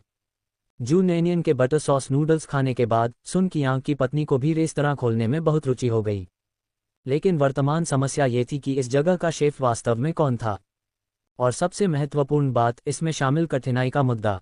उन्होंने जाना कि जू नैनियन के परिवार के बटर सॉस नूडल्स के लिए केवल 2 चीज़ों की आवश्यकता होती है, एक बटर सॉस और दूसरा कटोरे में मौजूद गाढ़ा सूप। वे यहाँ से बटर सॉस थोक में खरीद सकते थे, लेकिन सूप की बात ही अलग थी। जब तक कि शेफ उनके लिए शेफ को प्रशिक्षित करने के लिए तैयार न हो या सूप की गुप्त रेसिपी सौंपने के लिए तैयार न हो। लेकिन ये स्पष्ट रूप से अवास्तविक था। कौन बिना किसी कारण के अपना गुप्त नुस्खा बता देगा, और यहाँ तक कि पैसा भी इसे संभव नहीं बना सकता। लेकिन चाहे जो भी हो, उन दोनों को प्रयास तो करना ही था। सन कियांग अपनी पत्नी के योगदान के बिना आज इस मुकाम पर नहीं पहुंच पाते। जब बात व्यवसाय के अवसरों की आती थी तो वह अपनी पत्नी के सामने टिक नहीं पाते थे। इसलिए जब उन दोनों को लगा कि पैसा कमाया जा सकता है, तो चाहे वह कितना भी कठिन क्यों न हो, उन्होंने कोशिश तो करनी ही थी। सुन कियांग बहुत सीधा था, सीधे यान कुइहुआ के पास गया। उस दिन जब जू नैनियन ने अपने रेस्तरां में गड़बड़ी करने वालों का सामना किया, तो उसने जू नैनियन को यान कुइहुआ को मां कहते हुए सुना। उन्होंने यान कुइहुआ से पहला प्रश्न बटर सॉस की शेल्फ लाइफ के बारे में पूछा। डू वेनवेन के परिवार द्वारा उनकी गुप्त रेसिपी चुराने की घटना के बाद से यान कुइहुआ बेहद सतर्क हो गया था। इसलिए जब उसने सुना कि यह व्यक्ति बटर सॉस के बारे में पूछताछ कर रहा है, तो वह तुरंत बहुत सतर्क हो गई और पूछा, आप क्या करना चाहते हैं? यान कुइहुआ के सतर्क व्यवहार को देखकर सुन कियांग की पत्नी ने जल्दी से कोमल स्वर में कहा, चाची घबराओ मत, हम यहाँ व्यापार पर चर्चा करने आए हैं। मैं देख रहा हूँ कि आपके परिवार के बटर सॉस नूडल्स अच्छा प्रदर्शन कर रहे हैं, और हम आपके साथ सहयोग के बारे में बात करना चाहते हैं। मैंने सुना है कि आपकी बेटी इस रेस्तरां की मालकिन है, तो क्या आप कृपया उससे इस बारे में बात करने में हमारी मदद कर सकते हैं? ये सुनकर यान कुइहुआ की चिंता कम हो गई, लेकिन वह अभी भी सावधानी बरत रही थी और उसने उनसे चर्चा की, कई बार अपने होंठ हिलाए और फिर कहा, यहाँ रुको, मैं अपनी बेटी को बुलाकर आती हूँ। यद्यपि वह सतर्क थी, लेकिन ये सुनकर कि दूसरा पक्ष साझेदारी पर चर्चा करने के लिए यहाँ आया है, यान कुइहुआ ने इसे गंभीरता से लिया। वह जल्दी से अपनी बेटी को ढूंढने चली गई। जू नैनियन संयोग से दुकान पर आए। पिछले कुछ दिनों में जिनयू के साथ मधुर व्यवहार करते हुए वह लगभग भूल ही गई थी कि वह अभी भी बॉस है। वह दुकान पर यह जांचने आई थी कि कहीं कोई अप्रत्याशित स्थिति तो नहीं है। बेशक ऐसा नहीं था कि वह इन दिनों जिनयू के साथ बेकार में खिलवाड़ कर रही थी। मुख्य रूप से वह पेट दर्द के कारण बाहर नहीं जाना चाहती थी। उसने एक और काम भी किया, वह था आग से आग का मुकाबला करना। उसने अगले दरवाजे वाले रेस्तरां से निपटने के लिए लोगों को ढूंढ लिया। तो पिछले कुछ दिनों से बगल के रेस्तरां में ऐसी चीजें होती रहीं। भोजन के समय जब ग्राहक थोड़े अधिक होते थे तो कोई अचानक कहता था, अरे मालिक, आपकी सब्जियों में कीड़े कैसे हैं? या फिर वे कहते, बॉस, आपकी सब्जियां साफ नहीं धुली हैं, है ना? उन पर अभी भी गंदगी क्यों है? सभी प्रकार के कारण और बहाने बनाए गए ताकि दूसरों को यह विश्वास दिलाया जा सके कि बगल वाला रेस्तरां भोजन को साफ सुथरा नहीं रख रहा है। आज जू नैनियन भी ये देखने के लिए यहाँ थे कि परिणाम क्या थे। उस दिन जब उस साजिश का पर्दाफाश हुआ जिसमें उसके पड़ोसी ने जानबूझकर किसी को ढूंढकर जू नैनियन के परिवार पर झूठा आरोप लगाया था कि उनके बटर सॉस नूडल्स खाने से फूड पॉइजनिंग हो सकती है, तो उनका पहले से ही संघर्ष कर रहे व्यवसाय को और भी अधिक नुकसान हुआ। लेकिन अभी भी कुछ ग्राहक थे। भोजन के व्यस्ततम समय के दौरान भी कई टेबलें भरी रहती थीं, जो व्यवसाय को चलाने के लिए पर्याप्त नहीं थीं, यद्यपि लाभ बहुत कम था। हालांकि जब शू नैनियन ने इसे नष्ट करने के लिए किसी को काम पर रखा, तो कम संख्या में ग्राहक भी गायब हो गए। जैसे ही जू नैनियन वहां पहुंची, उसने देखा कि पड़ोसी दुकान का मालिक एक स्टूल उठाकर दरवाजे पर बैठ गया, जोर जोर से आहें भर रहा था और यहां तक कि वहां से गुजरने वाले राहगीरों पर चिल्ला भी रहा था। वह रेस्तरां को एक स्ट्रीट वेंडर की तरह चला रही थी, लेकिन उसके लिए दुख की बात यह थी कि स्ट्रीट वेंडरों का व्यवसाय बहुत बेहतर चल रहा था। अपने प्रतिद्वंद्वी के व्यवसाय को इतना बर्बाद देखकर जू नैनियन एक संतुष्ट मुस्कान दिखाने से खुद को नहीं रोक सकी, ये सोचकर कि उसने तोड़फोड़ पर जो पैसा खर्च किया था वह बर्बाद नहीं हुआ। जू नैनियन को अपने किए पर जरा भी पछतावा नहीं था। व्यापार में ये धक्का मुक्की वाला काम है। यदि आप पहले मुझे अपमानित करते हैं तो मुझे निर्दयी होने का दोष न दें। या तो तुम मुझे नीचे ले जाओ या मैं तुम्हें नीचे ले जाऊंगा। मूलतः हर कोई शांति से रह सकता था तथा प्रत्येक अपनी अपनी दुकान चलाता था। यदि उसका व्यवसाय बेहतर भी होता तो भी पड़ोसी का व्यवसाय इतना बुरा नहीं होता कि उससे कोई लाभ न होता। लेकिन कुछ लोगों को तो बस अपने लिए ही मुसीबत खड़ी करनी थी, और वह निश्चित रूप से ऐसी व्यक्ति नहीं थी जिसे दूसरों द्वारा आसानी से प्रभावित या ढाला जा सके। जैसे ही पड़ोस की दुकान के मालिक ने चिल्लाना बंद किया, उसने जू नैनियन को देखा और पिछले दिनों में हुई सभी घटनाओं के बारे में सोचते हुए गुस्से से उसके दांतों में खुजली होने लगी और वह गुस्से से आरोप लगाने के लिए दौड़ी। ये तुम थे, है ना? आपने जानबूझकर लोगों से मेरे रेस्तरां की प्रतिष्ठा को बदनाम करवाया। पिछले कुछ दिनों में दुकान मालिक के यहाँ खाने में कीड़े और गंदगी मिलने की घटनाएं फैली थीं और कई लोगों को उसके खाना पकाने में सफाई की कमी की जानकारी मिली थी। दरअसल उन्हें यह भी संदेह था कि यह जू नैनियन का बदला था, लेकिन सबके विचार अलग अलग थे। भले ही यह बदला था, तो क्या आप ही थे जिन्होंने सबसे पहले किसी को फंसाया था? उसकी तेज आवाज ने जू नैनियन की दुकान में मौजूद ग्राहकों और सड़क पर पैदल चलने वालों का ध्यान उसकी और जू नैनियन की ओर आकर्षित कर लिया। क्या जू नैनियन को नहीं पता था कि दुकान मालिक क्या सोच रहा था? इसलिए उसने ठंडे स्वर में कहा, बॉस लियू, आप लापरवाही से खा सकते हैं, लेकिन लापरवाही से नहीं बोल सकते।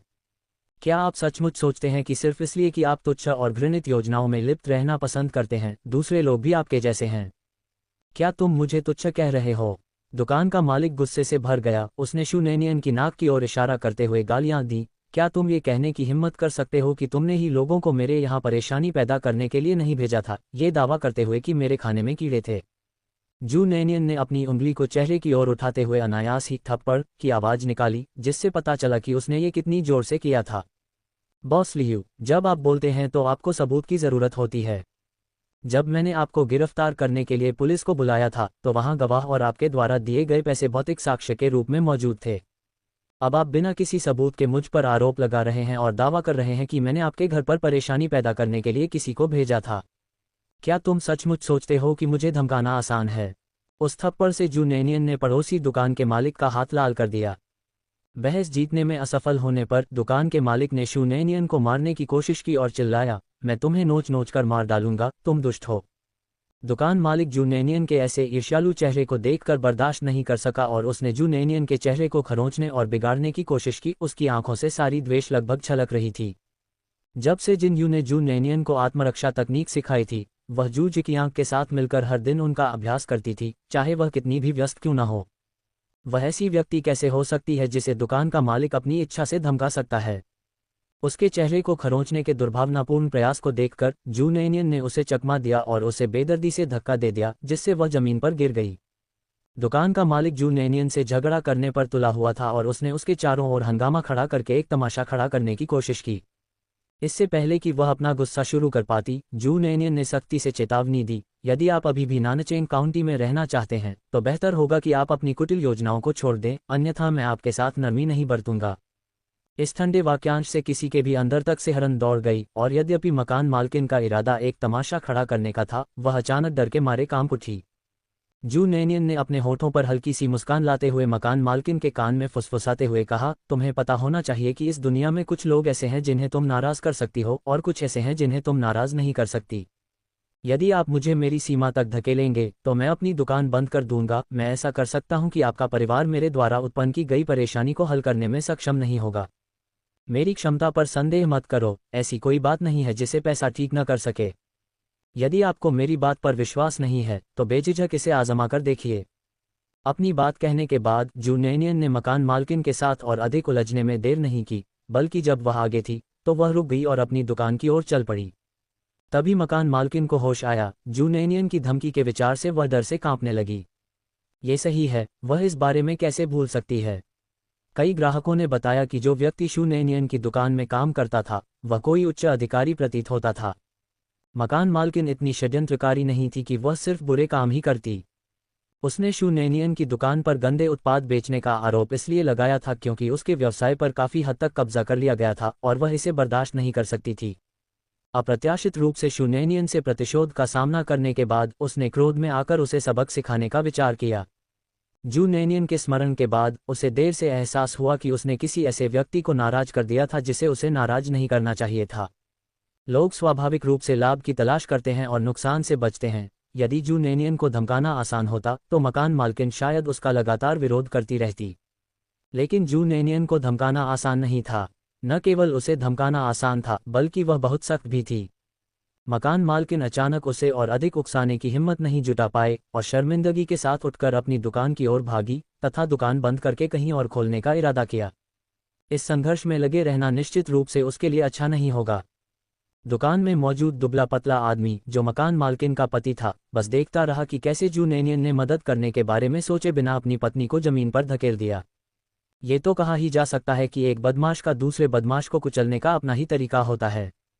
दूसरी ओर सुन कियांग और उनकी पत्नी ने जू नैनियन और पड़ोसी मकान मालकिन के बीच विवाद को देखा और एक दूसरे को देखा। सुन कियांग की पत्नी यह समझ सकती थी कि जू नैनियन कोई ऐसी व्यक्ति नहीं थी जिसके साथ खिलवाड़ किया जा सके, और स्वाभाविक रूप से उसने किसी को भी धमकाने की योजना नहीं बनाई थी। वह स्थिति की बारीकियों को लेकर स्पष्ट नहीं थी और उसे परेशानी पैदा करने वाले लोगों से उलझने का डर था। यद्यपि वह पैसा कमाना चाहती थी, फिर भी वह मुसीबत मोल लेने को तैयार नहीं थी। इसलिए वह एक क्षण के लिए हिचकिचाई। यान कुईहुआ अपनी बेटी को खोजने के लिए सुन कियांग और उसकी पत्नी की मदद करने जा रही थी, लेकिन उसने यह नहीं सोचा था कि उसकी बेटी अकेले ही वहां आ जाएगी और दुष्ट पड़ोसी के साथ झगड़ा करेगी। यान कुईहुआ ने हस्तक्षेप नहीं किया, लेकिन उसने दुष्ट पड़ोसी पर बारीकी से नजर रखी। उसका ध्यान उसकी हर हरकत पर केंद्रित था और अगर कोई उसकी प्यारी बच्ची नियान पर उंगली उठाने की हिम्मत करता तो वह दौड़कर उसे मुक्का मारने के लिए तैयार रहती। ये देखते हुए कि जू नैनियन स्वयं स्थिति को संभाल सकती है, यान कुईहुआ ने हस्तक्षेप करने की जहमत नहीं उठाई। सुन कियांग और उनकी पत्नी की कही बात को याद करते हुए यान कुईहुआ ने कहा, बेबी नियान, वे दोनों किसी सहयोग के बारे में तुम्हें ढूंढ रहे हैं, तुम्हें इसकी जांच करनी चाहिए। ऐसा कहकर यान कुईहुआ ने सुन कियांग और उसकी पत्नी की ओर इशारा किया। जू नैनियन ने उसकी निगाह की दिशा का अनुसरण किया और स्वाभाविक रूप से यान कुईहुआ का हाथ नीचे खींच लिया जो दूसरों की ओर इशारा कर रहा था, फिर जोड़े की ओर देखा। यह एक मध्यम आयु वर्ग का जोड़ा था। जू नैनियन उस आदमी को जानता था, वह मध्यम आयु वर्ग का उच्च गुणवत्ता वाला चाचा था जो पहले भी दुकान पर खाना खाने आया था, आज भी काले सूट पहने हुए था। उसने उस महिला को पहले कभी नहीं देखा था। गुलाबी रंग का चियोंगसम पहने, सिर पर एक छोटी सी झुकी हुई टोपी पहने, लगभग 30 वर्ष की प्रतीत हो रही थी तथा अपनी सुंदरता का आकर्षण बरकरार रखे हुए थी। हालांकि जू नैनियन को लग रहा था कि वह 30 से अधिक की हो गई है। जिस तरह से उन्होंने उसकी ओर देखा वह विनम्र था, फिर भी दूर था। फिर भी उन्होंने उसे एक उचित मुस्कान दिखाई, एक बहुत ही सौम्य मुस्कान, जिसने जू नैनियन को एक पल के लिए रुकने पर मजबूर कर दिया, फिर अनजाने में उनकी ओर चल पड़ा। तुम मुझे किसी बात के लिए ढूंढ रहे हो? जू नैनियन ने पूछा। जू नैनियन को देखकर सुन कियांग ने जल्दी से कहा, हाँ, लेकिन ये चर्चा के लिए सही जगह नहीं है, क्यों न हम कोई दूसरी जगह ढूंढ लें। दरअसल दुकान लोगों से खचाखच भरी हुई थी और सुन कियांग का जोड़ा और जू नैनियन दोनों मुख्य हॉल के बगल वाले रास्ते में खड़े थे। ये वास्तव में बातचीत के लिए जगह नहीं थी। जू नैनियन काफी स्पष्ट थी। यान कुईहुआ ने पहले ही उल्लेख किया था कि ये दोनों उनके साथ सहयोग के बारे में बात करना चाहते थे। जू नैनियन की सहमति प्राप्त करने के बाद वे तीनों दुकान से निकलकर सीधे उस होटल में गए जहां सुन कियांग और उनकी पत्नी ठहरे हुए थे। जू नैनियन पूरे समय शांत और संयमित रहे, एक शब्द भी नहीं बोले और चुपचाप उन दोनों का पीछा करते रहे। ये देखकर कि वह उनके पीछे होटल में जाने वाली है, सुन कियांग की पत्नी खुद को रोक नहीं पाए और जिज्ञासा से पूछा, क्या तुम्हें डर नहीं है कि हम बुरे लोग हैं और एक बार हम तुम्हें अंदर ले आए तो हम तुम्हें चुपके से बेच देंगे? आखिरकार जू नैनियन जैसी खूबसूरत महिला को दूसरों से सावधान और सतर्क रहना चाहिए, और सुन कियांग की पत्नी वास्तव में जू नैनियन को डराने की कोशिश नहीं कर रही थी। आज के समय में कौन जानता है कि कितने मानव तस्कर महिलाओं और बच्चों को बेच रहे हैं। जू नैनियन को उम्मीद नहीं थी कि महिला अचानक ऐसा सवाल पूछेगी। एक पल के लिए अचंभित होकर उसने फिर हंसते हुए कहा, कोई भी अपनी आभा और निगाहों को आसानी से नहीं छिपा सकता। मुझे लगता है कि तुम दोनों ऐसे लोग नहीं हो जिनके पास मुझे बेचने से मिलने वाले पैसों की कमी है। बोलते समय जू नैनियन ने सौम्य मुस्कान बनाए रखी, जो न तो दिखावटी थी, न ही ठंडी और दूरदर्शी, काफी मिलनसार और मिलनसार। पड़ोसी मकान मालकिन के प्रति उसके पिछले रवैये के बिल्कुल विपरीत सुन कियांग की पत्नी उसे एक नई रोशनी में देखने से खुद को नहीं रोक सकी। वास्तव में किसी की आभा और दृष्टि झूठ नहीं बोल सकती। इस पर विचार करने के बाद सुन कियांग की पत्नी को इसका पता चल गया।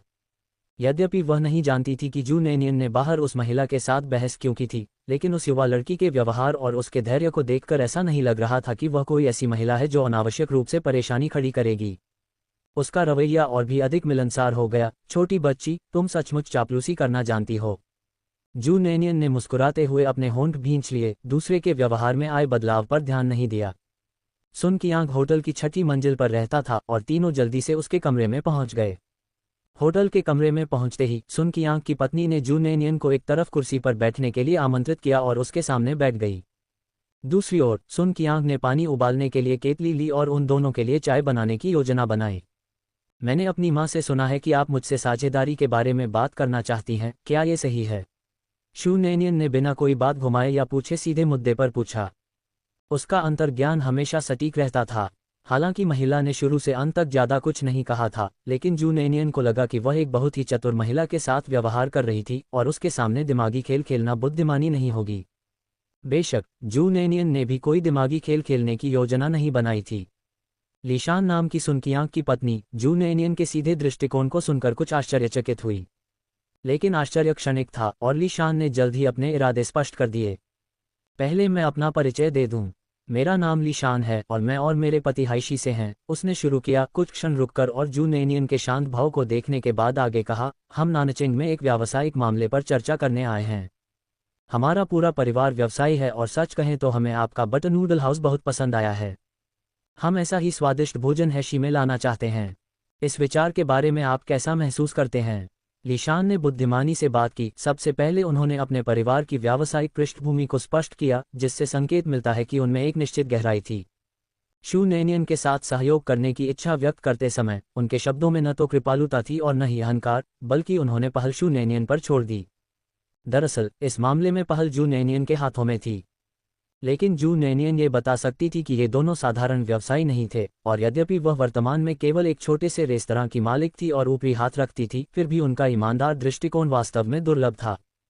हैशी किस प्रकार का स्थान था? 1980 के दशक के प्रारंभ में देश के अधिकांश धन कमाने वालों ने सीमा रेखा के नीचे व्यापार करना पसंद किया। उस समय पैसा कमाने के लिए हाइशी सबसे अच्छी जगह थी। क्या आप एक रेस्तरां खोलने के बारे में सोच रहे हैं? जू नेनियन ने बिना कोई भावना प्रकट किए पूछा। इस समय तक सुन कियांग ने चाय बना ली थी और 2 कप ले आया था, एक अपनी पत्नी के लिए और एक शू नेनियन के लिए। लीशान ने स्वाभाविक रूप से अपना कप लिया और एक छोटा सा घूंट लिया और फिर मुस्कुराते हुए जू नेनियन से कहा, सच बताऊं तो हालांकि हमारा परिवार व्यवसाय में है, लेकिन हम कभी भी खानपान में शामिल नहीं रहे हैं। लेकिन ये हमें व्यापार के अवसर को देखने से नहीं रोकता है। आपसे मिलने से पहले मैं और मेरे पति पहले ही जांच कर चुके थे। आपके बटर नूडल हाउस की मुख्य सामग्री बटर सॉस और एक गुप्त शोरबा है। हम इन स्वादिष्ट बटर नूडल्स को फ्रेंचाइजी के माध्यम से हैशी तक पहुंचाना चाहते हैं। मुझे आश्चर्य है कि क्या यह आपके लिए सुविधाजनक है। बेशक, जब तक आप सहमत हैं, पैसा कोई मुद्दा नहीं है। पैसा कोई मुद्दा नहीं है। जू नेनियन ने भौहें चढ़ाईं। ऐसा लगता है कि वे सामान्यतः अमीर नहीं थे, लेकिन जू नेनियन मूर्ख नहीं थे। पैसा कोई मुद्दा नहीं है, केवल एक निश्चित मूल्य सीमा के भीतर एक वाक्यांश था। हालांकि उसका सहमत होने का कोई इरादा नहीं था। मूलतः उन्होंने बटर नूडल हाउस को देश भर में विस्तारित करने की योजना बनाई थी। ये ठीक इसलिए था क्योंकि उन्होंने लियूएसू का बड़े पैमाने पर उत्पादन करने की योजना बनाई थी, इसलिए उन्होंने कई मुद्दों पर विचार करना शुरू कर दिया। लियूएसू के लिए उसने पहले ही दूसरों को धारा के पानी के विशेष गुणों की खोज करने से रोकने का एक तरीका ढूंढ लिया था। लेकिन बटर सॉस और गुप्त शोरबा अलग थे। अब तक बटर सॉस और गुप्त शोरबे में मिलाए गए जल को व्यक्तिगत रूप से गाढ़ा किया गया था और उन्हें चेन शियाओरो और डू वेनवेन को सौंपने से पहले ब्लॉकों में जमाया गया था। अन्य क्षेत्रों में विस्तार करना स्पष्टतः यथार्थवादी नहीं था। हाई शहर बहुत दूर था, इसलिए शू नेनियन का शुरू से ही देश भर में बटर नूडल्स का विस्तार करने का कोई इरादा नहीं था। हालांकि नानचेन काउंटी में कुछ बड़े रेस्तरां खोलना संभव हो सकता है। इसलिए जू नेनियन ने सुन कियांग और उनकी पत्नी को लटका नहीं छोड़ा और सीधे अपने विचार व्यक्त किए। मुझे खेद है, यदि आप केवल बटर नूडल्स बनाना चाहते हैं तो मुझे डर है कि हम सहयोग जारी नहीं रख पाएंगे, क्षमा करें। जू नेनियन की अस्वीकृति स्पष्ट थी, फिर भी इसमें थोड़ी सी छूट छोड़ दी गई थी। उन्होंने विशेष रूप से सुन कियांग और उनकी पत्नी से पूछा था कि क्या वे केवल रेस्तरां खोलने में रुचि रखते हैं। उसका उद्देश्य इस क्षण की प्रतीक्षा करना था। स्पष्टतः प्रारंभ में उनका इरादा रेस्तरां खोलने का नहीं था, बल्कि उन्होंने उसके परिवार के बटर नूडल्स के फलते फूलते व्यवसाय को देखा और उसमें संभावनाएं तलाशने का अवसर देखा। यदि ऐसा था तो उसके दिमाग में एक वैकल्पिक योजना थी। बिना कीमत पूछे उसे सीधे मना कर देने से सुन कियांग और ली शान दोनों आश्चर्यचकित हो गए। मिस जू, क्या आप इस पर विचार नहीं करेंगी?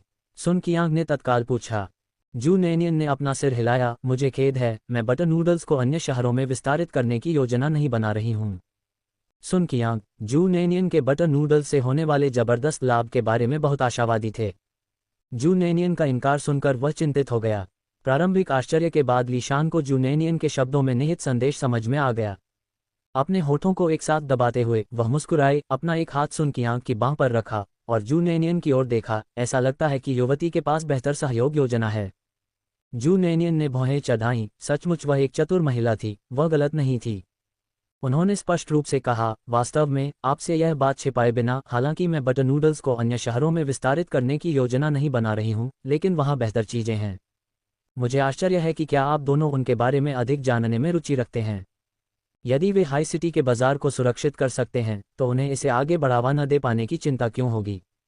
तब तक उसे व्यक्तिगत रूप से साझेदारों की तलाश करने की आवश्यकता नहीं होगी। स्वाभाविक रूप से लोग उसके साथ सौदा करने के लिए आएंगे। सुन कियांग और लीशान ने एक दूसरे को देखा।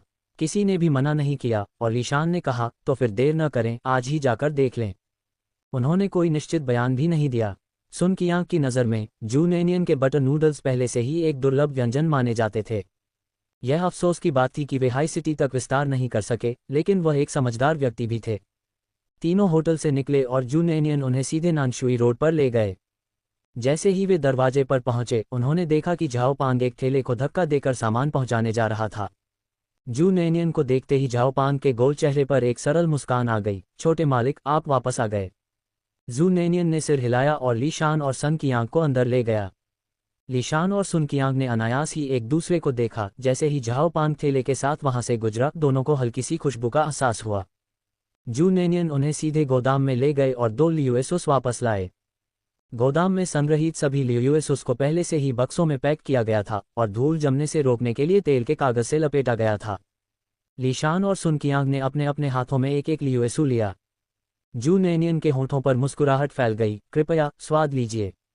लीशान और सुन कियांग दोनों ने बिना किसी हिचकिचाहट के एक छोटा सा टुकड़ा उठाया और उसे अपने मुंह में डाल लिया।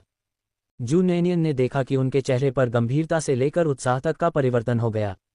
सुन कियांग ने जल्दी से अपने मुंह के लिए एक और टुकड़ा काट लिया। वह जितना अधिक खाता, उसकी आंखों में उतनी ही अधिक चमक आती। यहां तक कि लीशान, जो आमतौर पर शांत रहती थी, ने भी अपनी अभिव्यक्ति बदल दी। उन्होंने तुरंत निर्णय लिया और जू नैनियन से कहा, मिस जू, आइए चर्चा करें कि हम कैसे सहयोग कर सकते हैं। इस पर जू नैनियन ने अपने दांत दिखाते हुए मुस्कुराते हुए कहा, मुझे बहुत खुशी होगी। तीनों लॉबी में बैठ गए। लीशान और सुन कियांग दोनों ने जू नैनियन के साथ सहयोग करने की इच्छा व्यक्त की।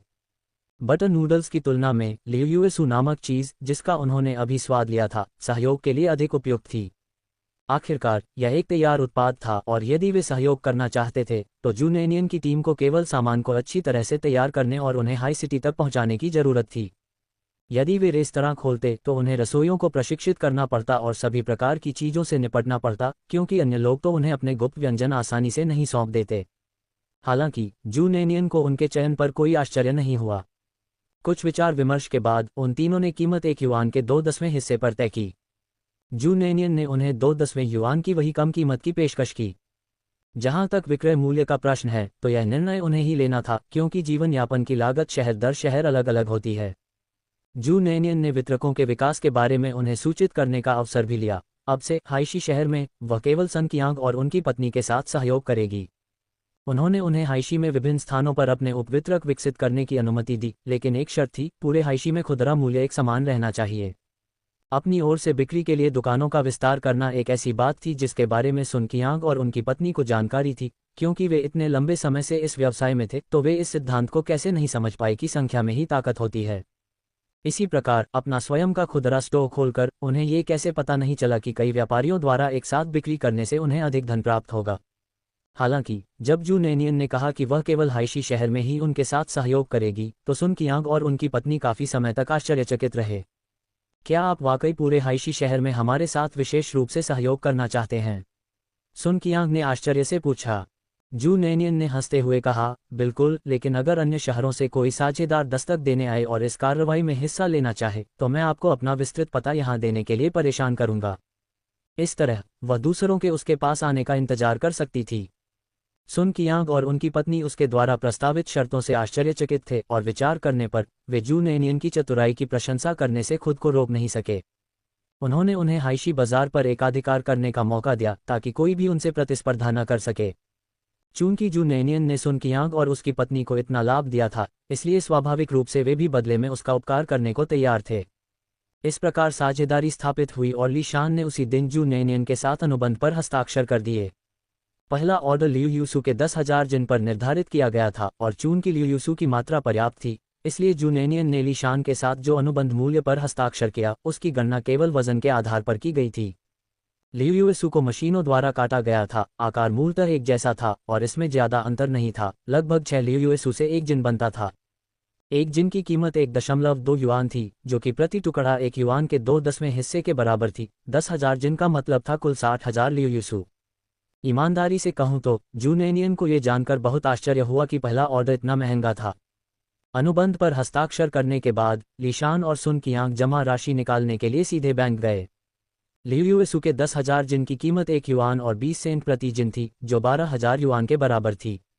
लीशान ने जू नैनियन को 2,000 युआन की जमा राशि दी। उन्होंने कहा कि बाकी पैसे उन्हें सामान हाइशी तक पहुंचाने के बाद स्वयं भुगतान कर दिए जाएंगे। जू नैनियन को कोई आपत्ति नहीं थी और वह पूरी तरह सहमत थे। हालांकि 60,000 लियू यूसू के साथ जू नैनियन ने कहा कि वह कम से कम आधे महीने बाद आपूर्ति शुरू करेगी। लीशान और सुन कियांग को भी वापस जाकर तैयारी करनी थी, इसलिए दोनों पक्ष आम सहमति पर पहुंचे, संपर्क जानकारी का आदान प्रदान किया और जू नैनियन ने उन्हें जिनयू के परिवार के घर का लैंडलाइन नंबर दिया। सुन कियांग और अन्य लोगों से अलग होने के बाद जू नैनियन सैन्य जिला परिसर में लौट आया। जिनयू और जिनरुयांग पूरे दिन पता नहीं किस काम में व्यस्त रहते थे, हमेशा जल्दी निकल जाते और देर से लौटते। जब जू नैनियन ने सैन्य जिला परिसर का दौरा किया तो जिनयू वापस आ गया। जू नैनियन ने जिनयू से उसे वापस ग्रामीण इलाके में ले जाने के लिए कहा। उसे कारखाने के निर्माण की प्रगति की जांच करनी थी। जिनयू ने बिना एक शब्द कहे तुरंत सहमति दे दी और जिनरुयांग ने जब सुना कि वे शू नैनियन के गृहनगर जा रहे हैं तो वह भी सनक में उनके पीछे चला गया। उसने कार का पिछला दरवाजा खोला और अंदर चला गया। ग्रामीण क्षेत्र में पहुंचकर जू नैनियन सबसे पहले निर्माण स्थल पर गए। पास पहुंचने से पहले उसने जू अहोन को चिल्लाते हुए सुना, अरे तुम तेजी से चलो, ढिलाई मत करो, मेरी भतीजी इस काम के लिए अच्छी मजदूरी देती है। दोपहर के 4-5 बजने वाले थे, लेकिन आसमान में सूरज अभी भी तप रहा था। चाय के कप से पानी पीते हुए जू अहोन ने कारखाने का निर्माण कर रहे श्रमिकों को निर्देश दिया। पानी का पंप भी पूरा हो चुका था, जो पहाड़ी के आधे भाग पर स्थित था। यह एक बड़ा पानी पंप था। पूरी क्षमता से भरे होने पर यह 4 या 5 महीने तक चल सकता है। फैक्ट्री की इमारत भी लगभग बनकर तैयार हो गई थी, केवल छत लगाना बाकी था। इतने दिन बीत गए, फिर भी अभी भी बहुत से ग्रामीण घटनास्थल के आसपास इकट्ठे होकर हलचल देख रहे थे। हालांकि उनमें से अधिकांश बुजुर्ग थे जिनके पास करने के लिए कुछ और नहीं था, क्योंकि अधिकांश युवा ग्रामीण खेतों में काम करने गए थे और उनके पास वहां आकर देखने का समय नहीं था। हरे ईंटों और छत की टाइलों से निर्मित यह संरचना किंगशान गांव में अद्वितीय थी और हर कोई ईर्ष्या से इसे देख रहा था, क्योंकि शू एरहोंग से अधिक गर्वित नहीं हो सकता था। जू परिवार को अंततः भाग्य का साथ मिला। ये जिनयू के लिए जू नैनियन की फैक्ट्री देखने का पहला मौका था। उसने शुरू में सोचा था कि यह एक छोटे पैमाने का काम होगा, लेकिन इसका पैमाना उसकी अपेक्षा से कहीं अधिक बड़ा था। यहाँ तक कि जिनरुयांग भी इसे देखकर दंग रह गया। उसने आश्चर्य से जिनयू की ओर देखा और पूछा, क्या आपकी पत्नी ने ये सब अकेले ही किया? इसमें काफी पैसा खर्च हुआ होगा। और यह सोचकर कि एक महिला अकेले इतना कुछ कमा सकती है, जिनरुयांग को वास्तव में बहुत आश्चर्य हुआ। जिनयू भी ये पहली बार देख रहा था और अपनी पत्नी की पैसा कमाने की क्षमता के बारे में उसकी समझ और भी गहरी हो गई। इस कारखाने को बनाने के लिए शू नैनियन ने वास्तव में बहुत पैसा खर्च किया। केवल ईंटें खरीदने में ही 8,000 युआन से अधिक की लागत आई थी और श्रम लागत के साथ ये लगभग 12,000 हो गया। और इसमें उन विभिन्न प्रकार के उपकरणों का उल्लेख नहीं है जिन्हें पूरा होने के बाद भी पूर्ण करने की आवश्यकता थी। चूंकि उसने कारखाना बनाया था, इसलिए स्वाभाविक रूप से जू नैनियन ने काउंटी शहर से केवल 2 मशीनों का ही उपयोग नहीं किया, उसे और अधिक मशीनें खरीदनी पड़ीं। उसके पास जो पैसा था उससे 10 मशीनें खरीदना संभव नहीं था, क्योंकि एक मशीन की कीमत 3,000 युआन से अधिक थी, बशर्ते वह पुरानी मशीनें न खरीद ले। जू नैनियन दूर से दौड़कर आए और जू अहोन के पास आकर चिल्लाए, अंकल एर। जिस क्षण जू अहोन ने जू नैनियन की आवाज़ सुनी, वह मुड़ा और अपनी सबसे बड़ी भतीजी को देखकर उसकी आंखें मुस्कुराहट के साथ भर आईं। अरे अंकल यहाँ हैं। नैनियन, तुम यहाँ क्यों आए हो? शू नैनियन ने मुस्कुराते हुए कहा, मैं ये देखने आया हूँ कि निर्माण पूरा होने में कितना समय लगेगा। जू नैनियन को देखते ही जू सिसी, जो पुआल की टोपी पहने हुए थी और अपनी पतलून को ऊपर चढ़ाए हुए थी, जिसे जू अहोन ने मोटा मिलाने के लिए मजबूर किया था, उत्साह से भर गई और हाथ हिलाते हुए चिल्लाई, बहन नैनियन, मैं यहाँ हूँ। जू अहोन ने तुरंत उसे कड़ी नजर से देखा। वह छोटी अश्वेत, सुस्त मत पड़ो, तुम ही हो जिसने ये सैन्य आदेश स्थापित किया है। जू सिसी के चेहरे पर मुस्कान जम गई। बेवकूफ़ पिताजी, उसने बस यूं ही कह दिया था। तभी जू नैनियन को एहसास हुआ कि वह काली चमड़ी वाला सीमेंट कर्मचारी वास्तव में जू सिसी था। वह समझ नहीं पा रही थी कि हंसे या रोए। अंकल एर, आप सीसी को इतना थका देने वाला काम कैसे करने दे सकते हैं? क्या आपने मजदूरों को काम पर नहीं रखा? जू एरोंग ने हंसते हुए कहा, वह वही है जिसने कठोर बातें की, आप इसके लिए मुझे दोष नहीं दे सकते। उसके पिता के रूप में मुझे लगता है कि मुझे अपनी बेटी का समर्थन करना चाहिए। जू सिसी ने पहले ही अपनी कुदाल नीचे फेंक दी थी और जू नैनियन की ओर दौड़ी। पिताजी, क्या आप इंसान नहीं हो सकते? ये स्पष्ट है कि आप ही थे जिन्होंने मुझे इसके लिए मजबूर किया। अरे तुम छोटे ब्लैक कोल बॉल, क्या तुम अपने पिता से ऐसे बात करते हो? सावधान रहो वरना मैं तुम्हें पीटूंगा। जू सिसी ने पैर पटकते हुए कहा, पिताजी, मेरा एक नाम है, ये ब्लैक कोल बॉल नहीं है। आपने मुझे पहले ही बहुत सारे उपनाम दे दिए हैं और हमारे शिक्षक ने कहा कि लोगों को अंधाधुंध उपनाम देना सही नहीं है। जू अहोंग ने बेफिक्र होकर कहा, मैंने इन्हें आपको यूं ही नहीं दे दिया, ये सावधानीपूर्वक विचार और सत्यापन का परिणाम है। मैंने तुम्हें जो उपनाम दिए हैं उनमें से कौन सा तुम्हारे लिए उपयुक्त नहीं है? जू सिसी, जू नैनियन, जब उसके चाचा एर ने अपनी ही बेटी को छेड़ा तो उन्होंने वास्तव में कोई दया नहीं दिखाई। सौभाग्यवश वह उसकी भतीजी थी। जिन रुयांग और जिन युझेंग, जो थोड़ी देर बाद वहां पहुंचे, ने संयोगवश ये बातचीत सुन ली। जिन यू ने कोई विशेष अभिव्यक्ति नहीं दिखाई, लेकिन जिन रुयांग लगभग हंस पड़े। शुक्र है कि उन्हें याद आया कि वे अभी भी बाहर थे। वह बिल्कुल शांतचित्त बने रहे, बस अपने होठों पर हल्की सी मुस्कान लाकर संयमित और विशिष्ट भाव से वहां खड़े रहे। जैसे ही जू सिसी ने हताशा में अपने पैर पटके, उसने अपना सिर जिन रुयांग को देखने के लिए घुमाया। आज उन्होंने सफ़ेद शर्ट पहनी हुई थी जो सफ़ेद सूट ट्राउज़र के साथ मैच कर रही थी और उनके चेहरे पर हल्की मुस्कान थी। उनके सुनहरे फ्रेम वाले चश्मे से सूर्य की रोशनी में चकाचौंध करने वाली रोशनी प्रतिबिंबित हो रही थी, लेकिन इनमें से कोई भी उतनी चमक से नहीं चमका जितना कि वह चमका। जू सिसी मंत्रमुग्ध हो गई। जिन रुयांग को इस छोटी काली बहन के बारे में अच्छी जानकारी थी और वह उस पर मुस्कुराया। वह मुस्कुराहट गर्म और कोमल थी, मानो साफ चांदनी के नीचे एक ताज़ा हवा बह रही हो, एक कोमल हंसी जो मार्च में वसंत की हवा की तरह उसे बह रही हो। तपती धूप में जू सिसी के स्वाभाविक रूप से लाल हुए गाल और भी लाल हो गए। शुक्र है पुआल टोपी ने इसे अच्छी तरह से छिपा लिया।